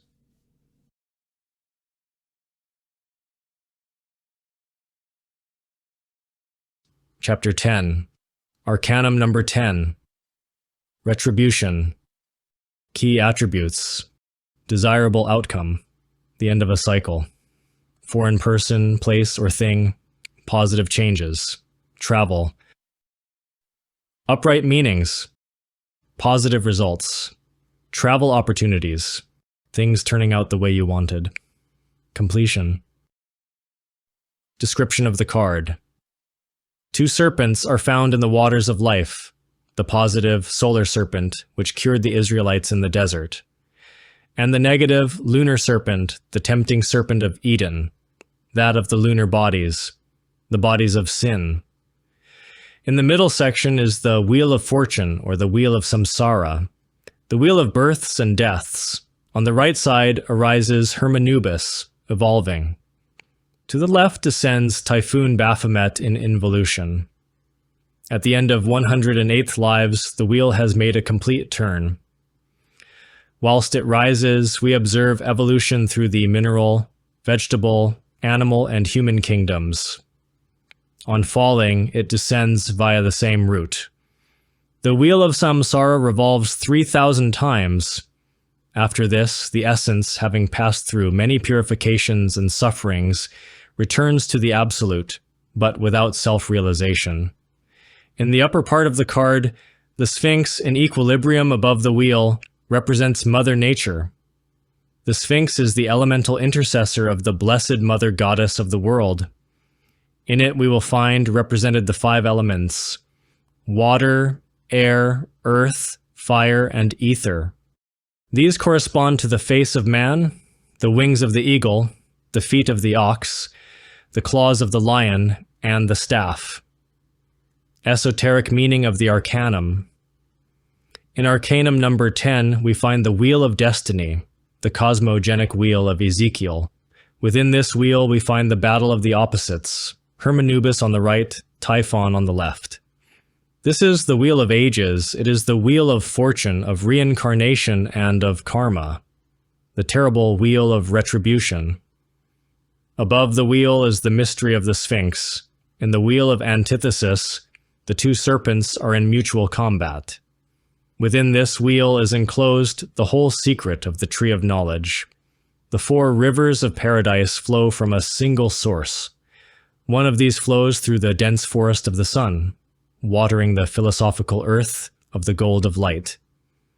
The other, tenebrous and murky, circulates through the kingdom of the abyss. Light and darkness, white magic and black, are in mutual combat. Eros and Anteros, Cain and Abel, live within us in intense struggle until discovering the mystery of the Sphinx. Then we take up the flaming sword. We then liberate ourselves from the Wheel of Ages. Kabbalistically, Arcanum number 10 is called the Kingdom, or Vital Center. It is called the formative root of all the laws of nature and the cosmos. To form means to conceive intellectually, and to later draw or construct. For this reason, the 10 is the formative principle of all things. The circle with a point in the center represents the mysteries of the Lingam Yoni. The circle is the absolute, the eternal feminine principle. It is the yoni from which all universes are born. The point is the lingam, the eternal masculine principle. The circle with a point is the macrocosmos. It is through the mysteries of the lingam yoni that universes can be created. The circle is receptive, the point projective. If the point is elongated, prolonged, it becomes a line, dividing the circle in 2. With the point in movement, we then have the lingam yoni, the 2 sexes, masculine and feminine. Removing the line from within the circle, we then have the number 10 and also the mantra of the Divine Mother. The whole universe is a product of sexual energy. Without the power of creative energy, the universe could not be formed. Without creative sexual energy, there is no universe. For this reason, the 10 is the formative principle of all nature. The circle with the point in the center can also be expressed as follows. The number 10 teaches us many things.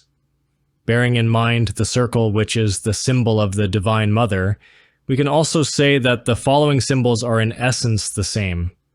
It is said that number 10 is the base, the kingdom, and that the person who obeys the mandates of this arcanum sees the return of all things. If the student knows how to obey, he or she will see the return of all things, will be elevated to illumination, and will be able to see the ebb and flow of all things because he or she is an illuminate. The Kabbalah says that we see things in accordance with the extent to which we begin to obey the 10.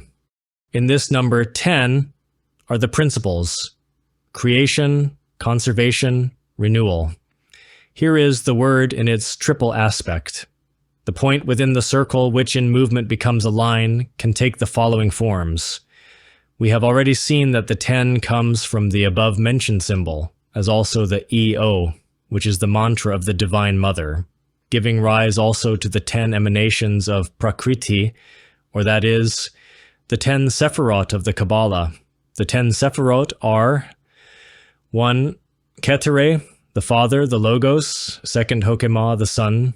3rd Bina, the Triune, the Holy Spirit, the Sephirotic Crown. This is the first triangle. After the Sephirotic Crown comes 4. Chesed, Atman, the Idamus, our divine being. 5th Gebra, the feminine spiritual soul, the Bodhi. This is the superlative consciousness of the being. It is the principle of justice, the law. When conscience is spoken of, it is Bodhi, the Elohim, who says, "Fight for me in the name of Tetragrammaton." 6. Tifereth, Manas, the human soul. This is the second triangle. In the third triangle we have 7. Netzach, the solar mind, the Christ mind, the true solar astral body. The cubical stone, Sex 8, showed the true solar astral body. 9. Yesod, the cubical stone. 10th, Malkut, the physical body. The 10 Sephirot are within us. They underlie all organic and inorganic matter. Every human being has them, however, it is necessary to incarnate them.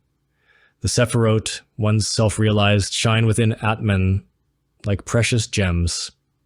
The Sephirot form regions where angels, cherubim, powers, etc. live. The Sephirot have their points of relationship with the physical body.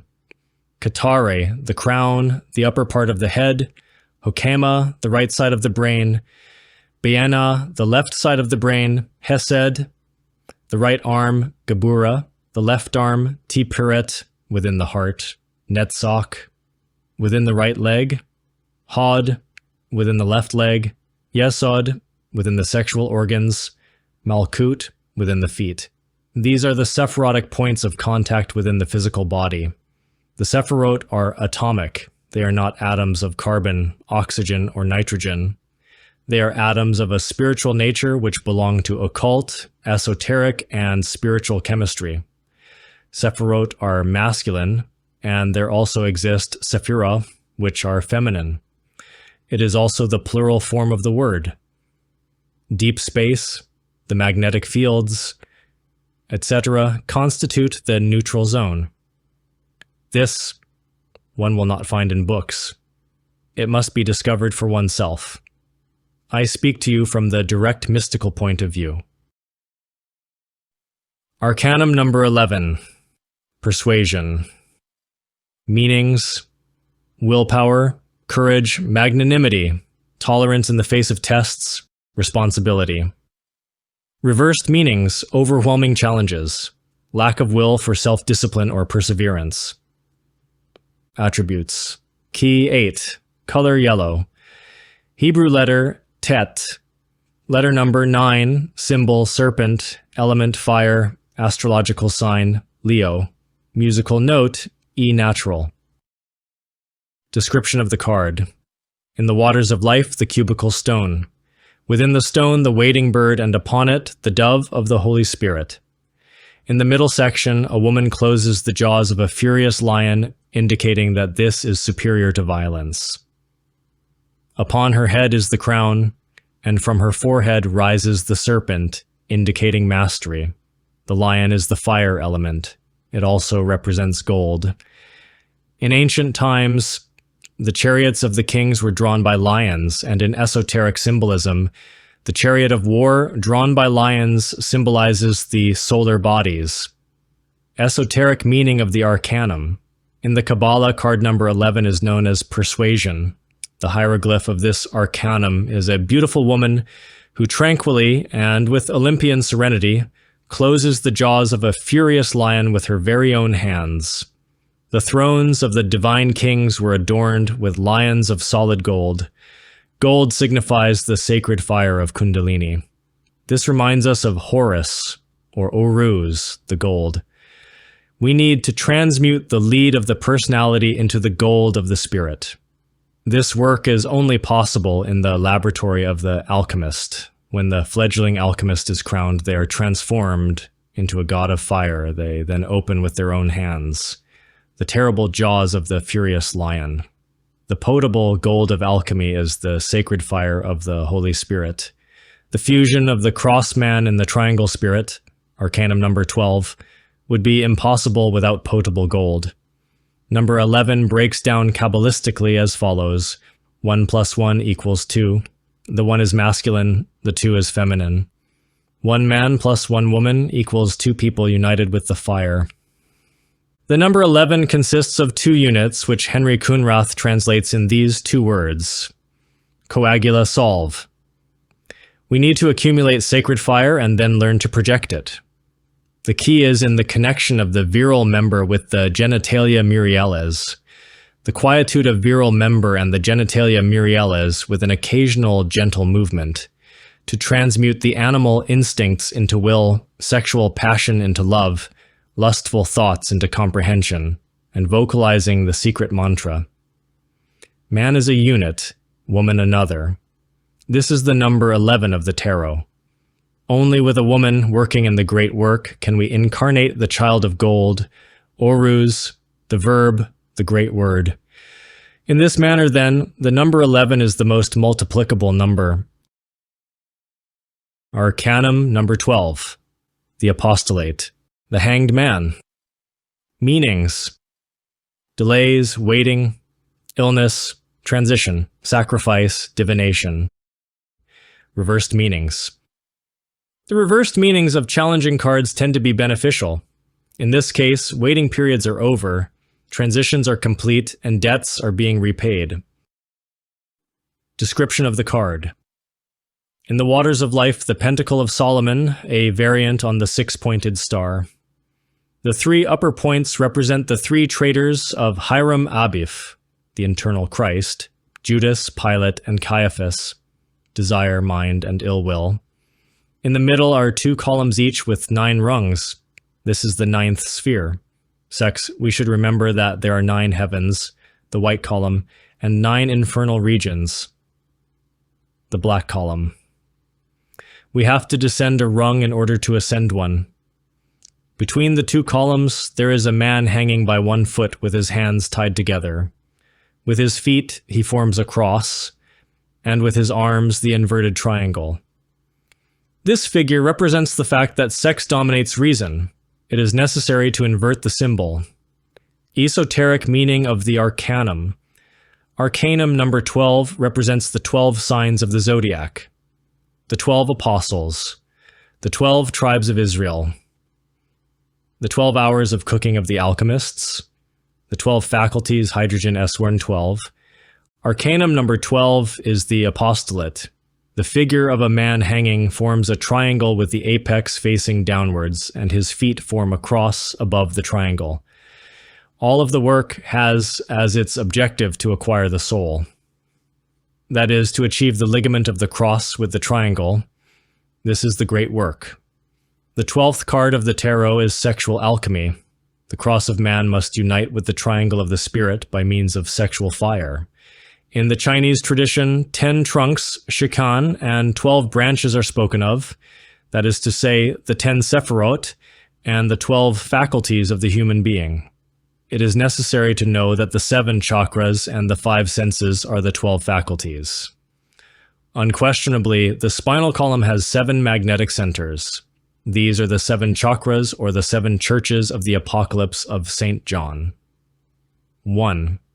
Ephesos, base of the spinal column. 4 petals. 2nd Smyrna, level of the prostate. 6 petals. Tercer Pergamos, nivel del plexo solar. 10 petals. 4 Thyatira, in the heart. 12 petals. 5 Sardis, creative larynx. 16 petals. 6 Philadelphia, between the eyebrows. 2 petals. 7 Laodicea, in the pineal gland. 1,000 petals. These are the 7 chakras, and with these, plus the 5 senses, one becomes an investigator of the superior worlds. These are the 12 faculties of each human creature. The universe came from the Chinese Huoltum, chaos. The 10 trunks and the 12 branches also came from chaos, which in alchemy is the ens seminis, within which is contained the ens virtutis, the materia prima of the great work. This is the entity of being of Paracelsus. This entity becomes the philosophical stone, or lapis philosophorum, so sought after by the medieval alchemists. The whole mysterium magnum is found enclosed in that summa materia. These are the Latin terms for the arcanum AZF. The alchemist must extract from within this menstrum universalis, chaos, all the potable gold or sacred fire, that which must rise through the spinal medulla, opening the 7 churches. Once we have extracted the potable gold, we are able to unite the cross with the triangle. That is to say, the cross man must join with our immortal triad. We must incarnate the spirit. It is only in this way that we become a human being. Before achieving this, we are only intellectual animals. The great work, or magnum opus, is represented by Arcanum number 12 of the tarot. The arms of the figure form the triangle, his feet the cross. His head is the ligament of the triangle with the cross by means of potable gold. According to the Chinese, the god Fuji, the Adam Christ, was born at midnight on day 4 of the 10th moon and at precisely 12 years. The Virgin Hoase, passing along the bank of the river, the seminal fluid, formed the Christ within her womb on placing her foot upon the footprint of the great man. All of these dates are very interesting. Day 4 is the 4 elements. In the 10th is the secret of the Lingam Yoni. It represents the 10 Sephirot and the circle with the line dividing it in half, the mystery of sex. The 12 is the 12 faculties needed to incarnate the Christ in the heart. There is a profound study of Arcanum number 12 in the 12th key of Basil Valentine. Just as the lion transforms the serpent into its own flesh when it devours it, so too the power of Devi Kundalini, the sacred fire transmuted, eliminates its defects, its errors. What is important is the Magna Obra, the key you already know, the Maituna. The alchemists must work for 12 hours to obtain the ferment of the gold. Here is the number 12. Whoever possesses fermented gold can have the joy to really be. The essence, or fraction of incarnated soul, is trapped in the pluralized I, or ego, which is within the animal mental body and the lunar body of desire.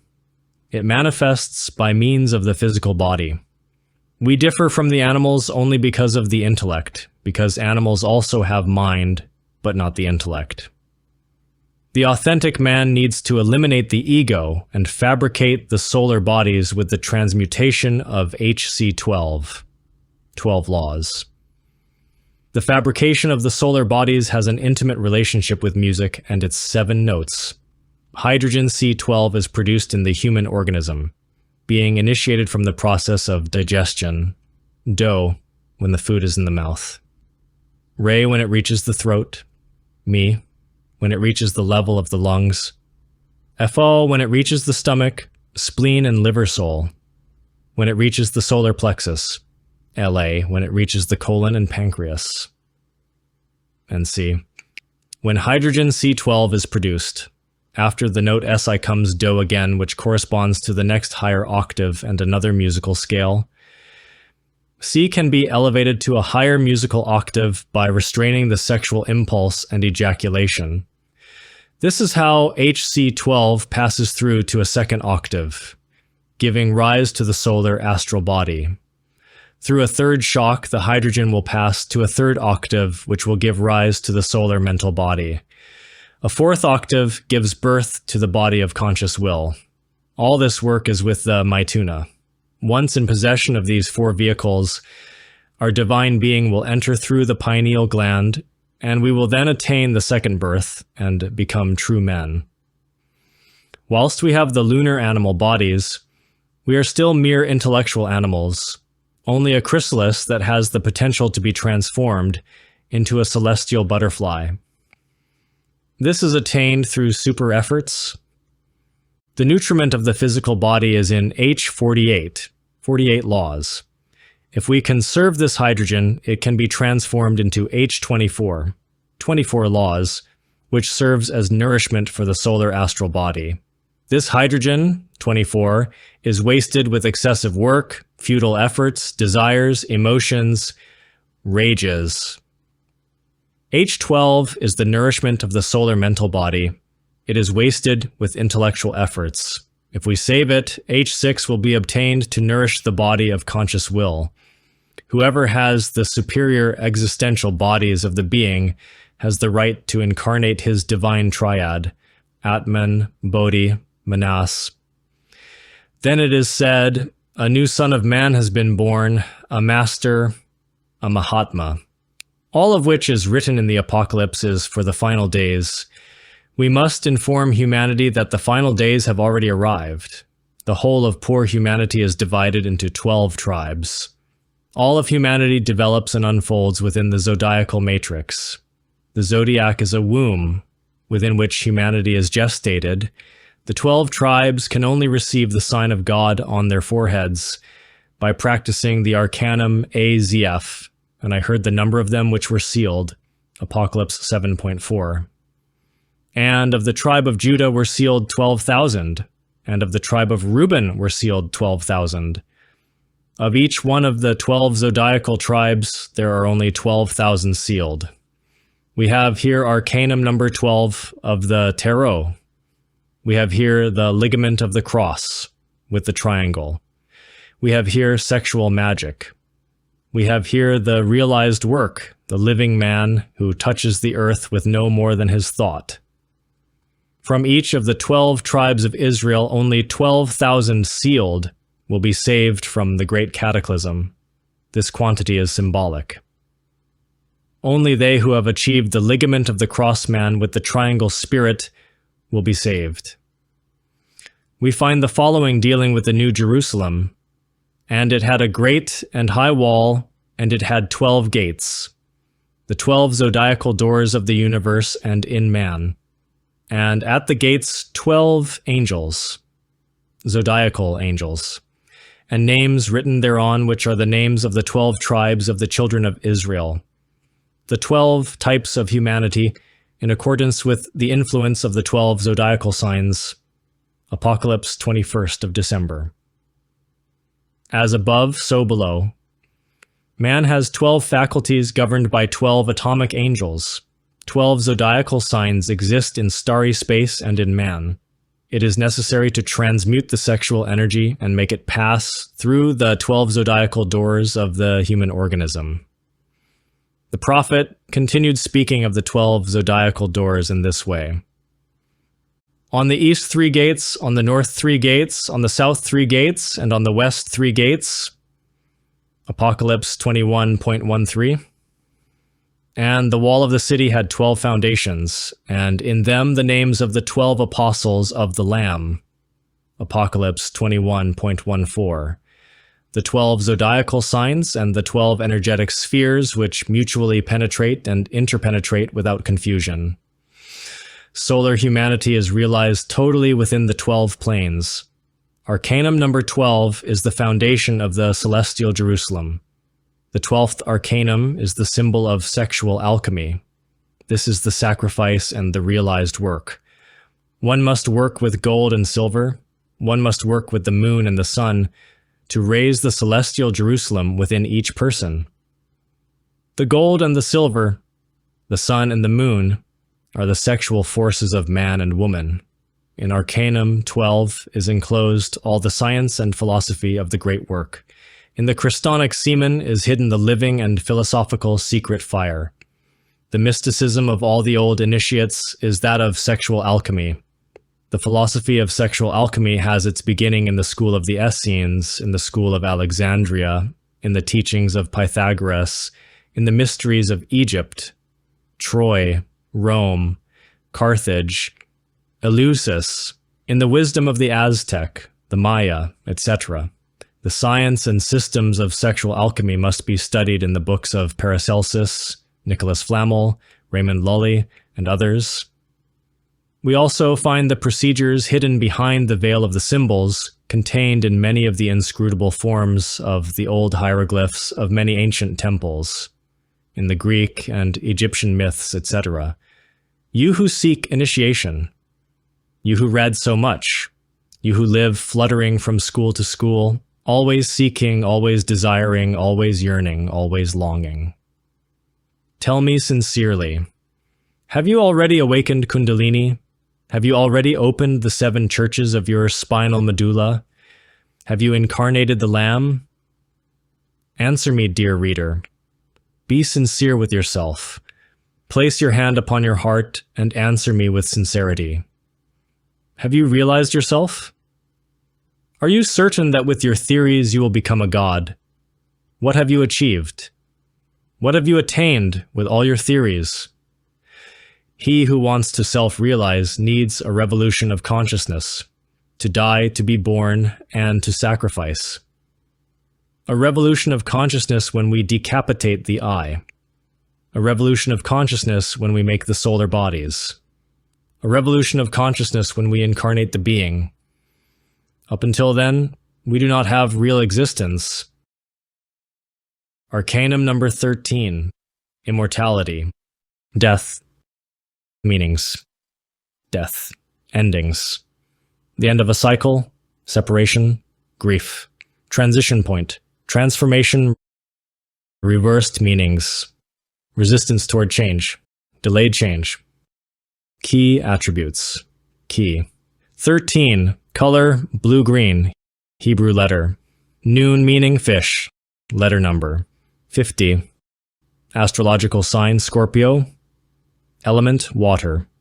Musical note, G natural. Description of the card. In this arcanum, the heads of wheat represent rebirth, as do the flowers. The flowers, the beginning of life. The wheat, the end. A hierarch of the law cuts some sheaves of wheat, which have grain of varying sizes, both large and small. These are known as bobi caldenos and represent the values, the capital which each human being carries in his or her 3 brains.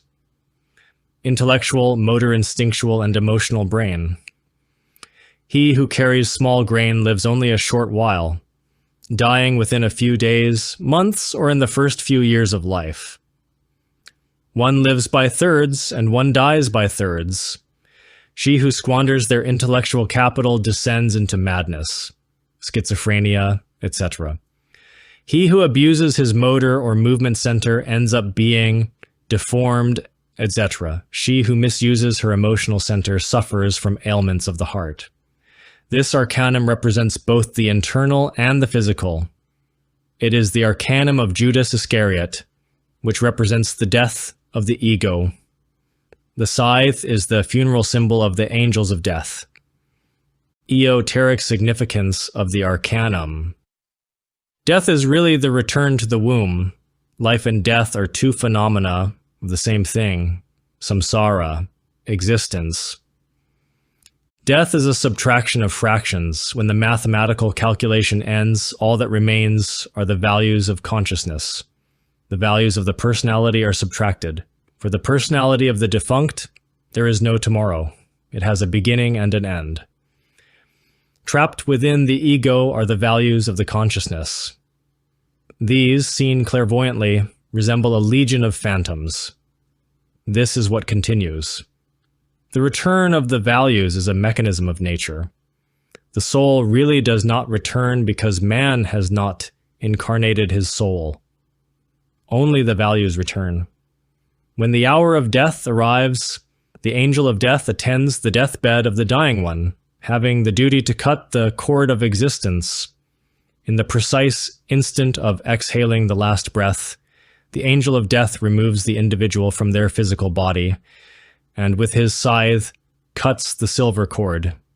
This is a mysterious silvery thread which connects the internal bodies with the physical body. This magnetic cord can extend or reduce to infinity. It is due to this cord that we can reincorporate in the physical body in the moment of awakening after sleep.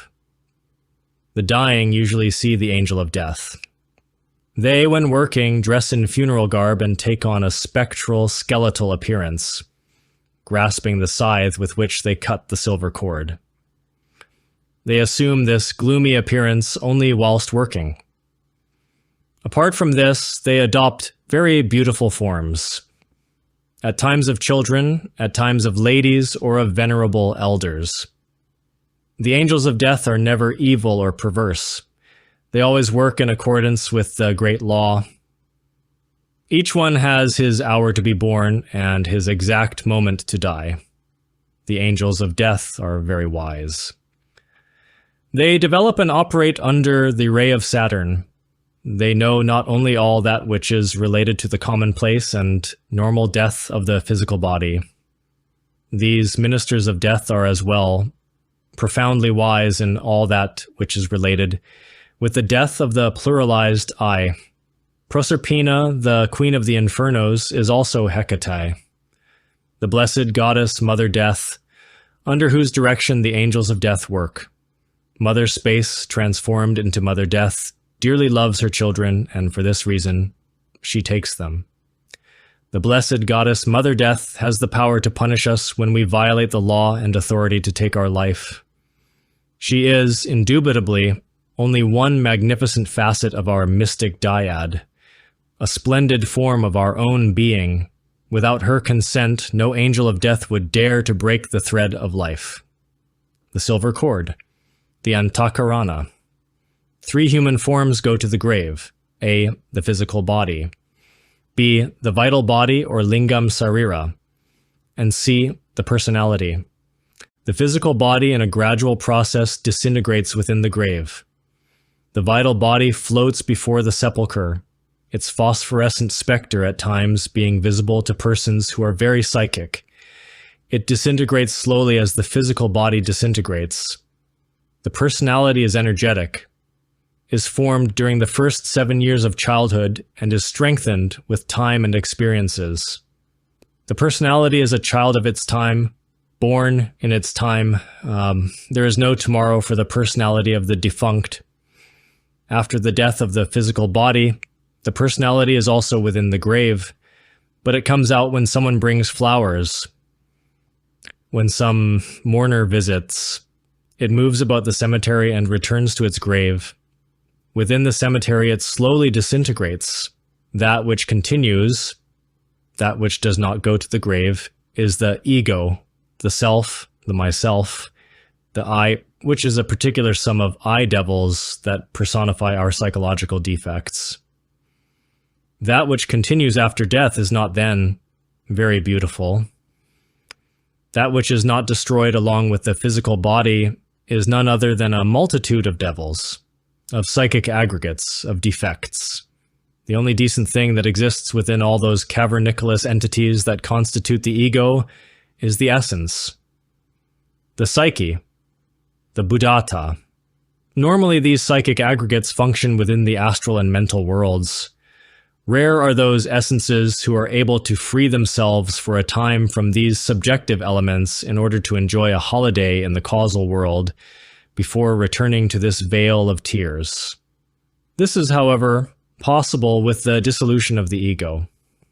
The egos normally submerge within the mineral realm in the infernal worlds, or return immediately or shortly thereafter to a new organism. The ego continues in the seed of our descendants. We return incessantly in order to always repeat the same dramas, the same tragedies. I must stress the fact that not all the aggregates achieve a human return. In reality, many I devils are lost because they submerge within the mineral realm, continue reincorporating in animal organisms, or resolutely cling and adhere to determined places. Arcanum number 14. Temperance. Meanings: balance, the end of conflicts, peace of mind, contentment, peaceful home life, proper management of time and money. Reversed meanings: avoiding conflict, enduring poor treatment from others, problems belonging to others becoming one's own. Key attributes: color, blue, Hebrew letter, samak, meaning, property, letter number, 60, astrological sign, Sagittarius, element, fire, musical note, G sharp. Description of the card. In the waters of life we find 3 flowers, and in the central flower, a serpent rising. These 3 flowers represent Sat, the intimus, Atman, Chit, Bodhi, the spiritual soul, and Ananda, Manas, the human soul. The 3 flowers also represent the sacred fire. The materia prima, the mixture. In the middle, an angel shows us by means of his vestments, the triad and the quaternary, the 4 bodies of sin. At his forehead shines a sun with 14 rays, 7 visible and 7 invisible. The visible rays represent the 7 planets, and the invisible, the 7 chakras. The angel has 2 vessels or urns with which he mixes the 2 elixirs. One vessel is of gold and contains the red elixir, the other of silver containing the white elixir. Together they produce the elixir of long life. Many masters have attained immortality: Babaji, Sanat Kumara, Paracelsus, etc. Esoteric significance of the Arcanum.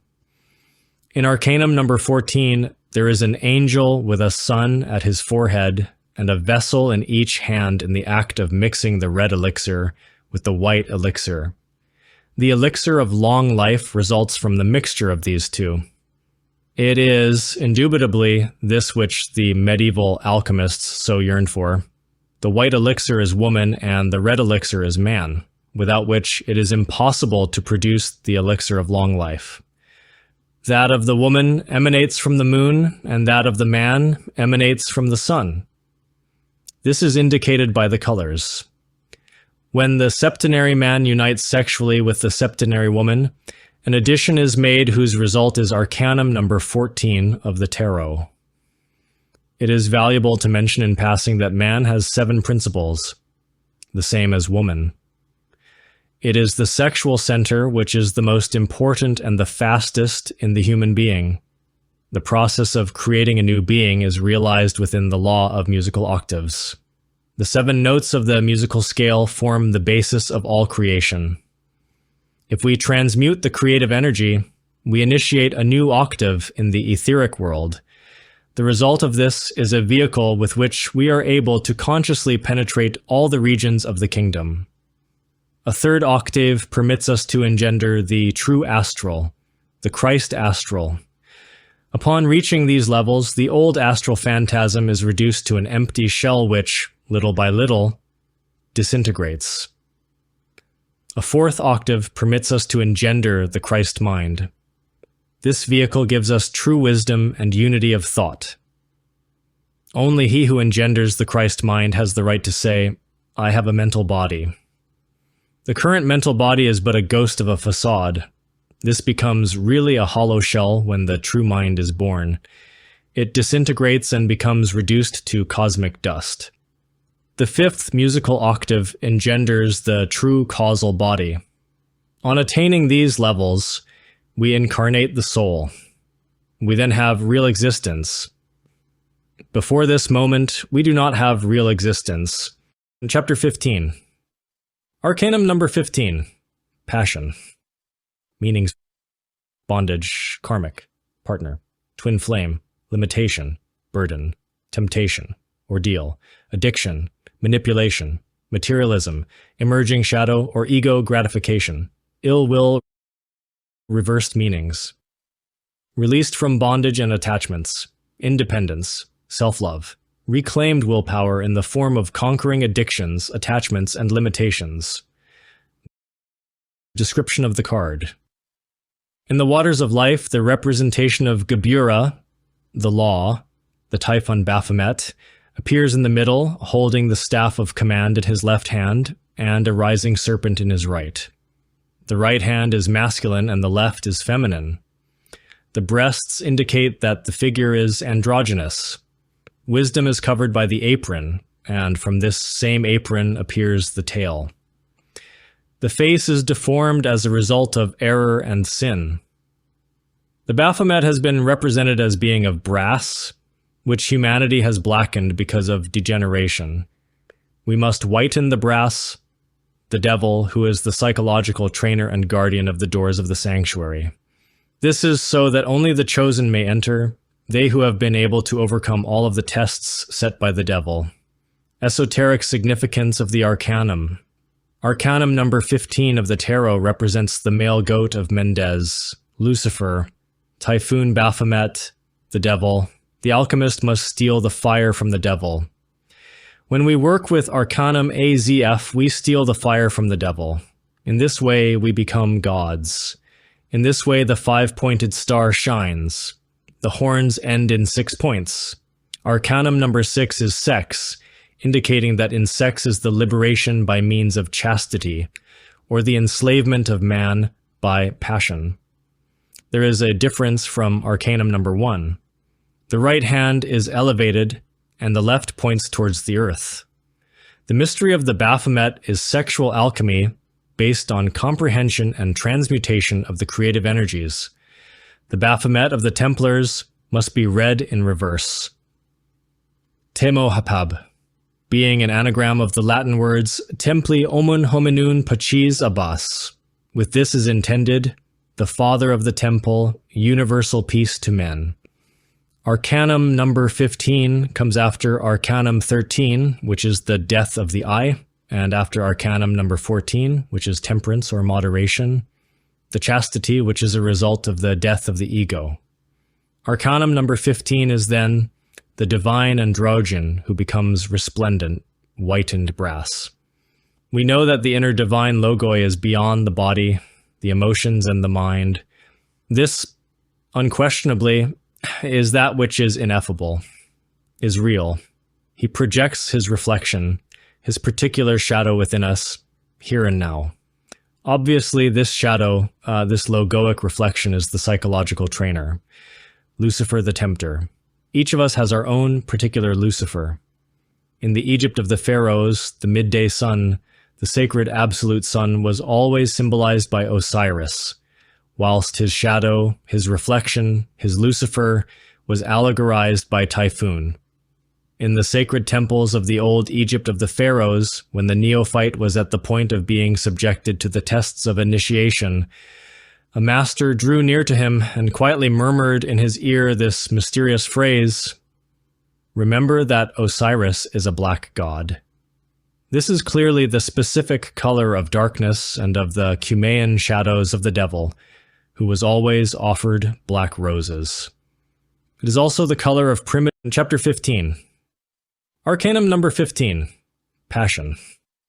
Meanings: bondage, karmic, partner, twin flame, limitation, burden, temptation, ordeal, addiction, manipulation, materialism, emerging shadow or ego gratification, ill will. Reversed meanings: released from bondage and attachments, independence, self-love, reclaimed willpower in the form of conquering addictions, attachments, and limitations. Description of the card. In the waters of life, the representation of Gebura, the law, the Typhon Baphomet, appears in the middle, holding the staff of command in his left hand and a rising serpent in his right. The right hand is masculine and the left is feminine. The breasts indicate that the figure is androgynous. Wisdom is covered by the apron, and from this same apron appears the tail. The face is deformed as a result of error and sin. The Baphomet has been represented as being of brass, which humanity has blackened because of degeneration. We must whiten the brass, the devil, who is the psychological trainer and guardian of the doors of the sanctuary. This is so that only the chosen may enter, they who have been able to overcome all of the tests set by the devil. Esoteric significance of the Arcanum. Arcanum number 15 of the tarot represents the male goat of Mendez, Lucifer, Typhoon Baphomet, the devil. The alchemist must steal the fire from the devil. When we work with Arcanum AZF, we steal the fire from the devil. In this way, we become gods. In this way, the 5-pointed star shines. The horns end in 6 points. Arcanum number 6 is sex, indicating that in sex is the liberation by means of chastity, or the enslavement of man by passion. There is a difference from Arcanum number 1. The right hand is elevated, and the left points towards the earth. The mystery of the Baphomet is sexual alchemy based on comprehension and transmutation of the creative energies. The Baphomet of the Templars must be read in reverse. Temo Hapab, being an anagram of the Latin words Templi Omun Hominun Pacis Abbas. With this is intended, the Father of the Temple, universal peace to men. Arcanum number 15 comes after Arcanum 13, which is the death of the eye, and after Arcanum number 14, which is temperance or moderation, the chastity, which is a result of the death of the ego. Arcanum number 15 is then the divine androgen who becomes resplendent, whitened brass. We know that the inner divine logoi is beyond the body, the emotions, and the mind. This, unquestionably, is that which is ineffable, is real. He projects his reflection, his particular shadow within us, here and now. Obviously, this shadow, this logoic reflection, is the psychological trainer, Lucifer the tempter. Each of us has our own particular Lucifer. In the Egypt of the pharaohs, the midday sun, the sacred absolute sun, was always symbolized by Osiris, whilst his shadow, his reflection, his Lucifer, was allegorized by Typhoon. In the sacred temples of the old Egypt of the pharaohs, when the neophyte was at the point of being subjected to the tests of initiation, a master drew near to him and quietly murmured in his ear this mysterious phrase, "Remember that Osiris is a black god." This is clearly the specific color of darkness and of the Cumaean shadows of the devil, who was always offered black roses.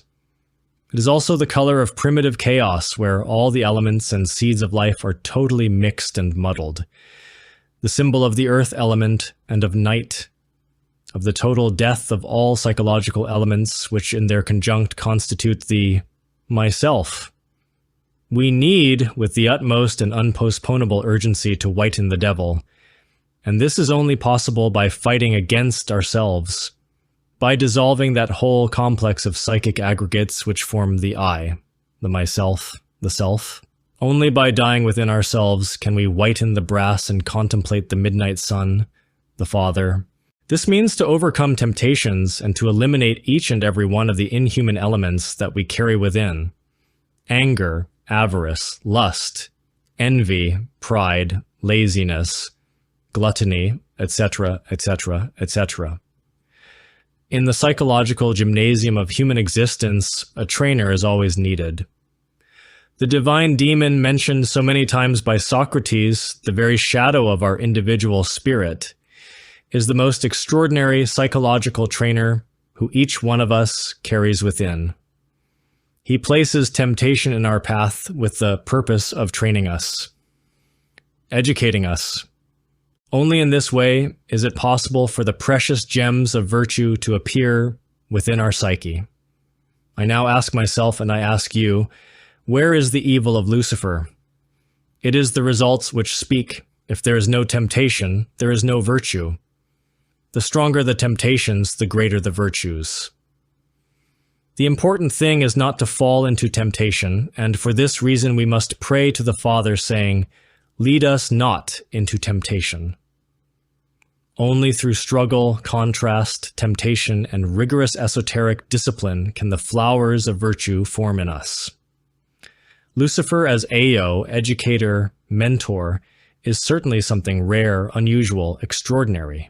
There exists in the Luciferic temptation an inimitable didactic, a portentous teaching, an attraction which is amazing, an unmistakable incentive, a hidden instigation with secret divine purpose, seduction, fascination. Lucifer Prometheus is one with the Platonic Logos, the minister of the demiurge creator and resplendent lord of the 7 mansions of Hades, the Inferno, Sabbat, and the manifest world. To him is entrusted the sword and the scale of cosmic justice. He is then, indubitably, the rule of weight, measure, and number. Orus, Brahma, Ahura Mazda, etc., always ineffable. Lucifer, Lucy, meaning light, and Fear, meaning fire, is the guardian of the door and has the keys of the Lumizial so that none other than the anointed may enter. They who possess the secret of Hermes. They who rashly curse Lucifer, speak ill of the cosmic reflection of the Logos, anathematize the living God manifested in matter, and renounce the always incomprehensible wisdom revealed in the opposites of light and darkness, semblance, similarity, sun and shadow, day and night. The law of opposites. The devil, the reflection of our inner logoi, was the most exalted being before we descended into animal generation. Whiten the brass and burn your books, the masters of Hermetic art tell us time and again. Whoever whitens the devil, returning him to his resplendent and primordial state, whoever dies in himself here and now, liberates the enchained Prometheus, and he rewards most highly, because he is a colossus with power over the heavens, over the earth, and over the infernos. Lucifer, Prometheus, totally integrated with all the parts of our being, makes us something different, distinct, an exotic creature, an archangel, a terribly divine power. Arcanum number 17. HOPE, the star. Meanings. Wish fulfillment, good or fortune, or health rejuvenation. Hope, overcoming obstacles, or inspiration, renewal. Reversed meanings. Unfulfilled wishes, lack of faith, despair, lack of inspiration, motivation, or purpose, pessimism, low chance of success. Description of the card. In the waters of life are two triangles, the positive and the negative. In the middle section is a woman who is watering the earth with the two elixirs representing masculine and feminine. Upon her head is a lotus flower indicating her developed chakras. In the upper part shines the 8-rayed star of Venus, indicating that after the initiations of fire come those of light. Esoteric significance of the Arcanum. The hieroglyph of Arcanum number 17 is the radiant star and eternal youth. In this Arcanum, a naked woman appears who sprinkles the vital fluid of universal life which comes from two vessels, one of gold and one of silver. If we carefully study the esoteric content of this Arcanum, we discover perfect alchemy.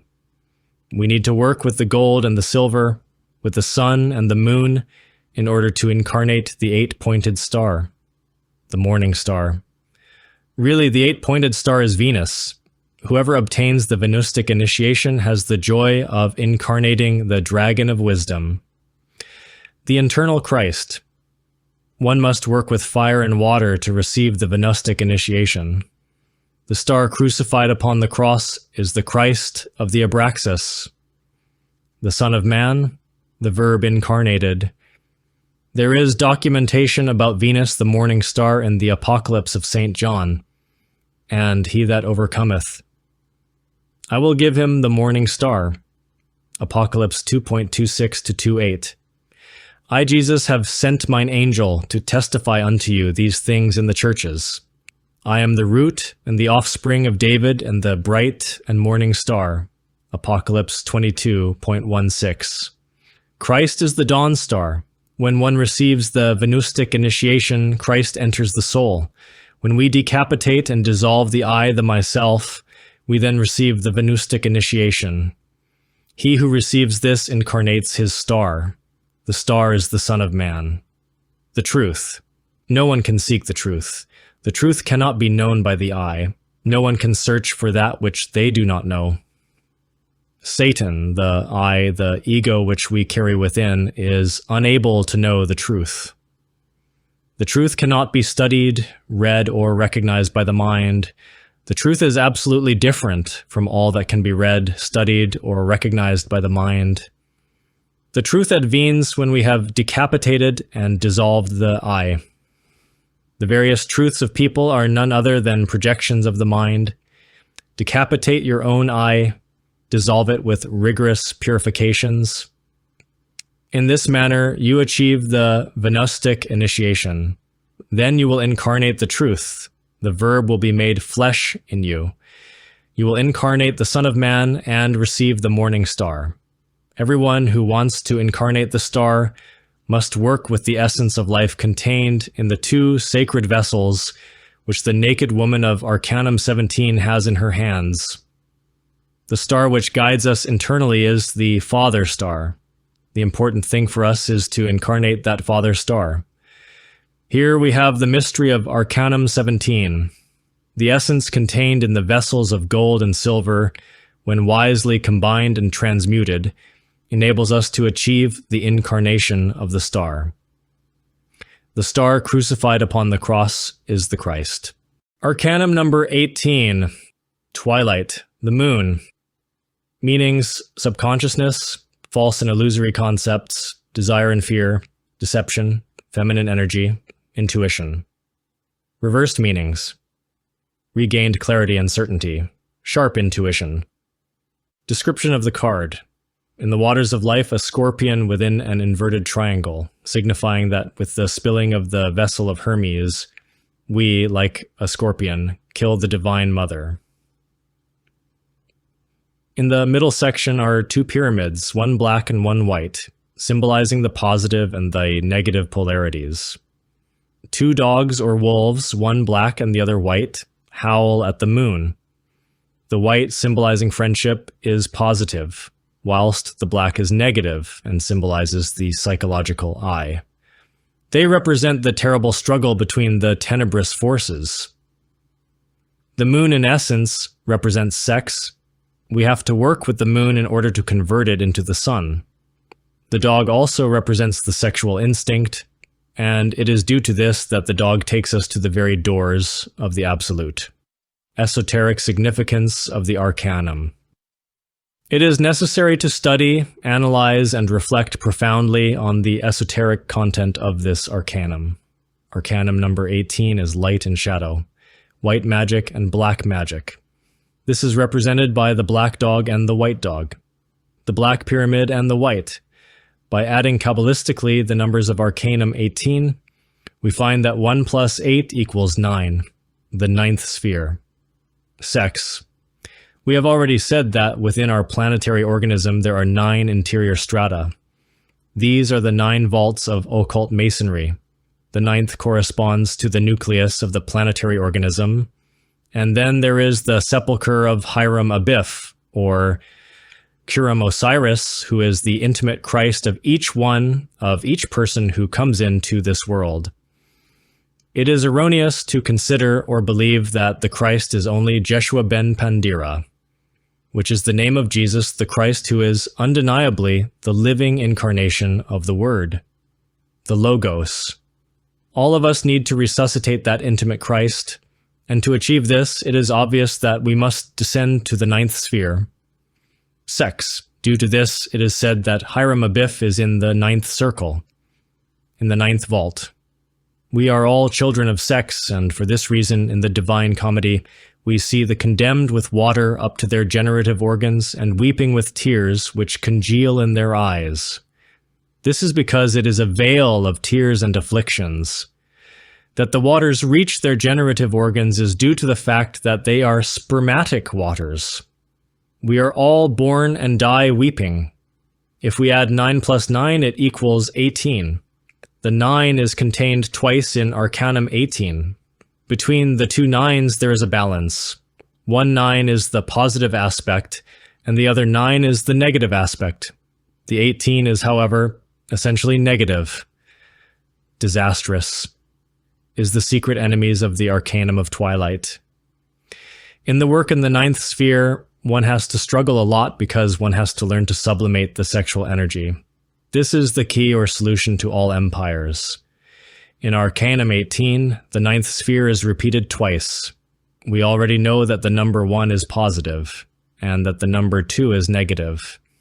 In the same manner, if we repeat the 9th sphere once and once again, we will have the 2 aspects of sex, positive and negative. Now you will understand why Arcanum 18 is light and darkness, white magic and black magic.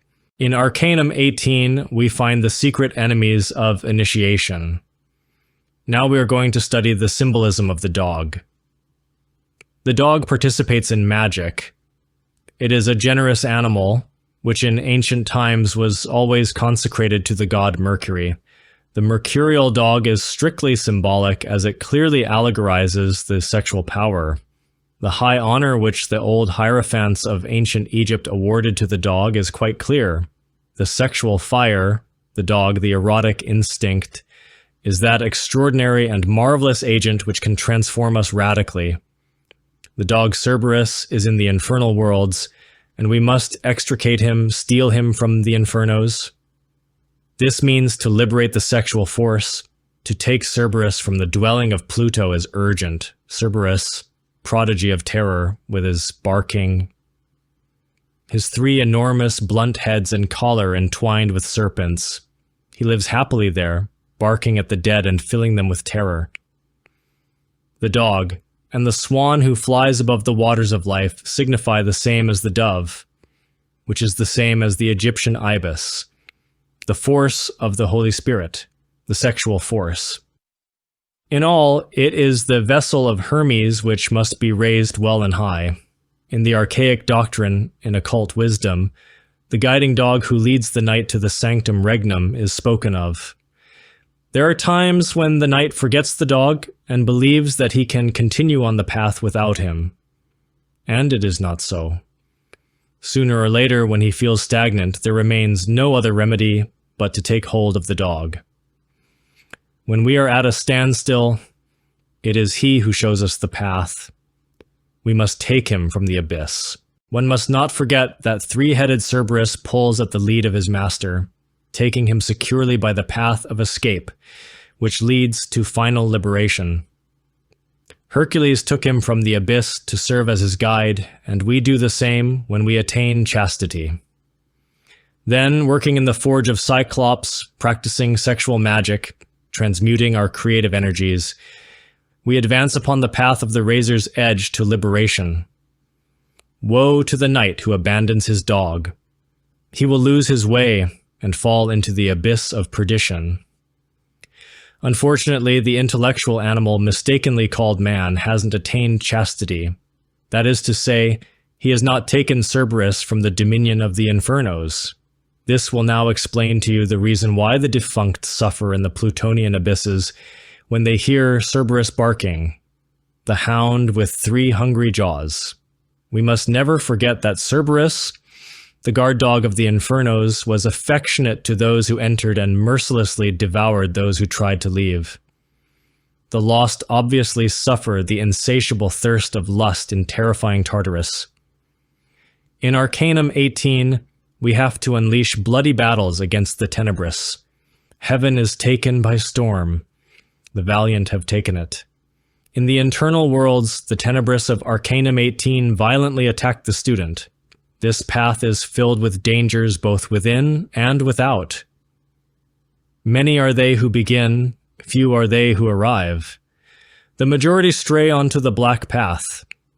In Arcanum 18, there are very subtle dangers which the student ignores. Number 9 is positive and negative at the same time. This is the mystery of Arcanum 18. In this terrible arcanum we find all the potions and witchcraft of Thessaly. The grimoires are full of tenebrous formulae very fitting to Arcanum 18. We must warn students that the most dangerous potion which the tenebrous use to take the student from the path of the razor's edge is that of the intellect.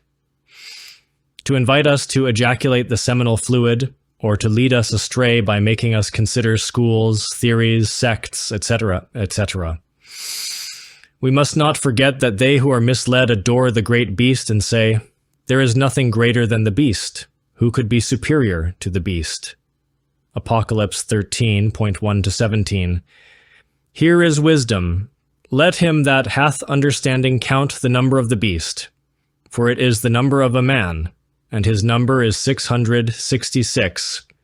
Apocalypse 13:18. The mark of the beast are the 2 horns on the forehead. Millions and millions of human beings already have the mark of the beast upon their brow and on their hands.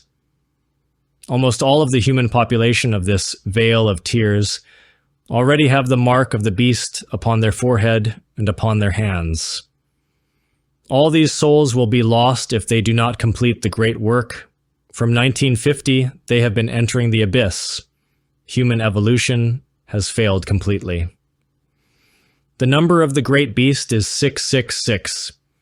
This is the number of man because that number reduces Kabbalistically thus: 6 plus 6 plus 6 equals 18. Adding the total together, we have the following: 1 plus 8 equals 9. That is sex. 9 is man because man is the offspring of sex. In total, contained within 666 are the Arcana 18 and 9. Arcanum 18 is the abyss, darkness, sexual temptations, against which the initiate must fight. Arcanum 9 is the ninth sphere, initiation. The gods judged the great whore, whose number is 666. The sentence of the gods was, "To the abyss! To the abyss! To the abyss!" Arcanum number 19. Inspiration. The sun. Meanings. Joy and happiness. Success. Self-love and self-confidence. Abundance or fertility. Marriage. Soulmates. Holidays. Reversed meanings. Delusion due to naivety and fanaticism. Undesirable outcome. Sadness. Excessive pride. Attributes. Key 19th color. Orange. Hebrew letter. Laresh. Meaning. Head or face. Letter number. Astrological planet. Sun. Element. Gold. Musical note. D natural. Description of the card. In the waters of life are three flowers, which represent the three primary forces. In the middle is a couple holding hands, thus forming the Tao key. In the upper part above their heads is a radiant sun with 7 rays, which reminds us of the 7 grades of power of fire. This arcanum teaches us that through transmutation, we attain final liberation. Esoteric significance of the arcanum. This arcanum number 19 is the arcanum of the alliance. It represents the creator fire, the philosophical stone. In order to realize the work which is the great work, we have to work with the philosophical stone. The ancients worshipped the sun in the symbolic form of a black stone. That is the Heliogabalus stone. That is the stone which we must make the foundation of the temple. That stone is sex, represented by the philosophical stone. The Heliogabalus stone. Without that stone we cannot attain the elixir of long life. The 2 columns of the temple, Jachin and Boaz, are the man and the woman united in order to work with the philosophical stone. He who finds the philosophical stone becomes a god. They who build upon the living stone will incarnate the verb. They who build upon the sands will fail, and their structures will tumble into the abyss. Those sands are theories, dead religions, etc., etc. Arcanum number 19 is the arcanum of the work of the sun. The man and the woman holding hands and the sun shining upon them indicates to us that this arcanum is related with the mystery of fire. The sexual aspect of this arcanum we find in the Kabbalistic edition, 1 + 9 = 10. This is a number which is profoundly sexual. We have here the circle and the line, the mysteries of the lingam yoni. It is only possible to attain self-realization by means of sexual transmutation. This is the sacred alliance between man and woman for the magnum opus. In meditating upon saints of medieval times, I was able to discover that although these saints were celibate, they had in other lives worked in the 9th sphere, having developed the sacred fire with the Sahaja Maithuna. If we analyze the life of Saint Philip, we find that feeling love for the divine, he fell to the ground and upon raising himself, felt, with his hand, a protrusion in the thoracic region. He examined it and discovered that he had formed a protrusion upon the heart, and felt that the sacred fire of the Holy Spirit consumed him. After his death, it was discovered that the artery between the heart and lungs was very thickened. He had, however, lived to old age and had been able to say at which hour he was going to disincarnate. There is no doubt that he had the sacred fire due to the practice of the Maituna in previous lives. Catherine de Bourbon was an extraordinary mystic, as was demonstrated in her life. When she died, she was buried without a coffin, but on passing her tomb, many persons noticed that a strong fragrance was emitted and many sick persons were cured. After several months, the priests removed her body in order to give her a good burial. It was undecayed and gave off a fragrance. It was placed on exhibition. The cadaver had a nasal hemorrhage, perspired, and emitted perfume. It was seated in a chair in a chapel in Italy. The eyes opened, and it remained undecayed. The Tao says that one of the signs that someone has attained the intimate self-realization of the being is that of the body being conserved without decay and emitting perfume. When the Akash, the causa causorum of ether, and the basic principle of the tattvas is concentrated in the sexual organs, it is then the psychic basis of the blood, and pure Akash becomes the nutriment of these mystics. They carry this substance to the blood and can live without eating. There are initiates who can live without clothes in the snow without eating. To attain this, extraordinary concentration is needed. Catherine of Siena said that she felt in Christ being nourished by his blood. The relationship of the Akash with the blood and of the blood with the Akash is tremendous. The mystics concentrated in the blood of Christ and attracted only pure Akash. For this, tremendous concentration is needed, and the energies have to be transformed. In the age of gallantry, in the Renaissance, in those times of wigs, crinolines, purple cassocks, beautiful dances, fine carriages, man knew how to appreciate woman and made sacrifices for her. Man was capable of making any sacrifice for a lady. He knew how to appreciate her, and did not shirk even at giving his own life. There were undoubtedly abuses of this, but man in this period knew how to see in woman all his ideals. In this 20th century, man has forgotten the sexual mysteries. The male has lost the sense of moral valor. Humanity is in decadence. The anemic essence is separated by all the entities of the ego. When, however, one is dissolving it, one is forming the seminal pearl. When the ego is destroyed, the golden embryo is formed, and the immortal principles then enter the man. But this is a sexual question. In other times, much was intuitively understood about that which is the creative energy. The human being today is nothing more than a legion of devils, filled with intimate contradictions. The only value we have is the essence, which is broken up amongst the I. Arcanum number 20. Resurrection, Judgment. Meanings: divine intervention, destiny calling, divine evaluation, awakening, transformation, renewal, legal settlement. Reversed meanings: self-doubt, destiny declined, condemnation, false accusations and convictions. Description of the card. In the waters of life is a column, a symbol of construction. The base of the column is the cubical stone. Of the two columns, the white and the black, only the white has remained, being a symbol of purification. In the middle section is a mummy from which escapes a sparrowhawk with a human head. It flies toward the worlds of the spirit and represents the soul. It is indubitable that upon awakening consciousness, we become sparrowhawks with human heads, able to fly freely through star-filled space. On the head of the sparrowhawk and the mummy is a symbol that is representative of the pineal gland, a sign of illumination. The soul of any Egyptian hierophant has 4 bodies: 1 the mummy, 2 the Ka or astral body, 3 the Ba the mental body, and 4 the Ku, causal body. Woe to those who continue living after attaining the second birth. They become, in fact, Hasnamusin, miscarriages of the Divine Mother Kundalini, with a double center of gravity. Esoteric significance of the Arcanum.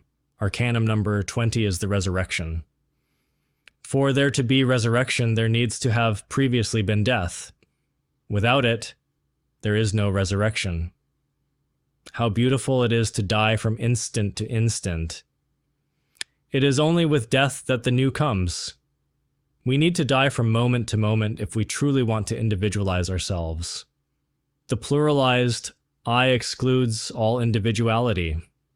In no way is it possible to have individuality where multiple entities, I's, exist, which argue amongst themselves and give rise to various contradictory psychological commitments within us. When set, the ego dies totally, only the being remains in us, that which gives us authentic individuality. When Set is disintegrated totally, then the consciousness, the soul, is freed and awakens completely. Then there is interior illumination. Truly, the resurrection of the soul is only possible through cosmic initiation. Human beings are dead and are only able to revive by means of initiation. Let us remember the words of Jesus, the great Kabir, and let the dead bury their dead. Matthew 8.22. God is not the God of the dead, but of the living.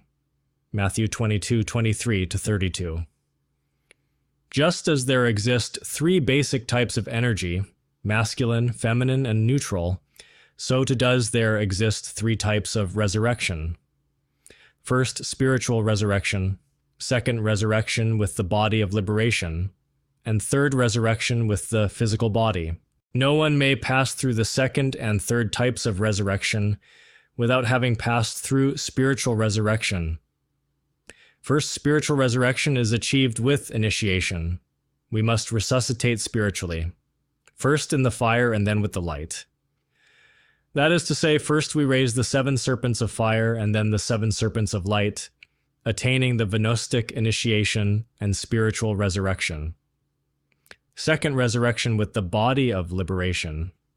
This is realized in the superior worlds. This body is formed with the best atoms of the physical body. It is a body of flesh, which does not come from Adam, a body of indescribable beauty. With this body of paradise, adepts may enter the physical world and work in it, making themselves visible and tangible at will. Third, resurrection of the physical body. On the third day, the initiate in astral body comes before his holy sepulchre, accompanied by the divine hierarchies. The initiate invokes his body, and with the assistance of the divine hierarchies, it rises, entering hyperspace. This is how the escape from the tomb is achieved. In the suprasensible worlds of hyperspace, the holy women treat the body of the initiate with medicaments and aromatic unguents. Obeying supreme orders, the physical body then enters the astral body through the top of the head. This is how a master comes to retain possession of his physical body. This is the gift of Cupid. After the resurrection, the master is eternal. They will not die. With this immortal body, they can appear and disappear instantaneously, making themselves visible in the physical world at will. Jesus the Christ is a resurrected master whose physical body was in the Holy Sepulchre for 3 days. After the resurrection, Jesus appeared in the path of the disciples of Ennemus and dined with them. He also appeared before doubting Thomas, who only believed when he placed his finger in the wounds of the holy body of the great master. Hermes, Cagliostro, Paracelsus, Nicholas Flamel, Quetzalcoatl, Saint-Germain, Babaji, etc., conserved their physical bodies from thousands or millions of years ago without death being able to affect them. They are resurrected masters. Only with the Arcanum AZF is it possible to create the elixir of long life. The resurrection is impossible without the elixir of long life. Arcanum number 21, Transmutation. The world. Meanings. Desirable outcome, wonderful changes being the end of a cycle. Foreign person, place, or thing. Travel opportunities. Reversed meanings. Lack of success or progress. Stagnation. Lack of completion. Burden. Attributes. Key. 21. Color blue, violet, or indigo. Hebrew letter. Tav. Astrological planet Saturn. Element lead. Musical note. A natural. Description of the card. In the upper part, we find the black moon and the white moon, the antitheses.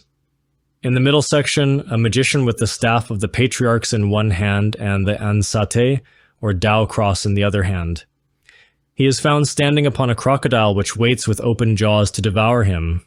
The crocodile is Set, Satan, the psychological I, the myself, always lying in wait to devour the one who allows themselves to fall. The magician valiantly grasps the Tao cross, the Arcanum AZF, to defend himself. The magician is covered with a tiger skin. Indubitably, the dog and the tiger have an esoteric association in the same work of the mystic death. The dog is the sexual fire, the erotic instinct which is found at the very root of our seminal system. The tiger is different. This is known by the tiger knights, those jaguars who fight against the ego. Those true felines of revolutionary psychology who have pitted themselves, against their own psychological defects. Really, the sagacity and ferocity of the tiger are necessary in order to kill the human personality and make the dragon of wisdom of 7 serpents, symbols of the decapitated, shine in man, esoteric significance of the Arcanum. Arcanum number 21 has been confused with Arcanum number 22, which is the crown of life. Arcanum number 21 is the madman of the tarot, or the transmutation. The Kabbalistic edition gives us 3. 2 plus 1 equals 3. In this Arcanum 21, the initiate has to fight against the 3 traitors of Hiram Abiff, the demon of desire, the demon of the mind, and the demon of ill will. One is never in more danger of being a demon than when one is closest to being an angel. Every initiate who allows himself to fall is really the madman of the tarot. When the alchemist spills the vessel of Hermes, they in fact become the madman of the tarot, the fool. It is necessary to eliminate desire if we want to avoid the danger of falling. He who wants to annihilate desire must discover its causes. The causes of desire are to be found in the sensations. We live in a world of sensations and we need to understand them. There are 5 types. 1. Visual sensations. 2. Auditory sensations. 3. Olfactory or smell sensations. 4. Taste sensations. And 5. Tactile sensations. The 5 special types of sensations are transformed into desire. We must not condemn the sensations. We must not justify them. We must understand them profoundly. Only in understanding the sensations do we kill desire. Only by annihilating desire can the mind be liberated, the mind which is normally found trapped within the confines of desire. Liberating the mind produces the awakening of consciousness. If we want to put an end to the causes of desire, we need to live in a state of constant vigilance. It is urgent to live in a state of alert perception. Alert newness. The Eye is a great book, a book of many volumes. Only by means of the technique of internal meditation,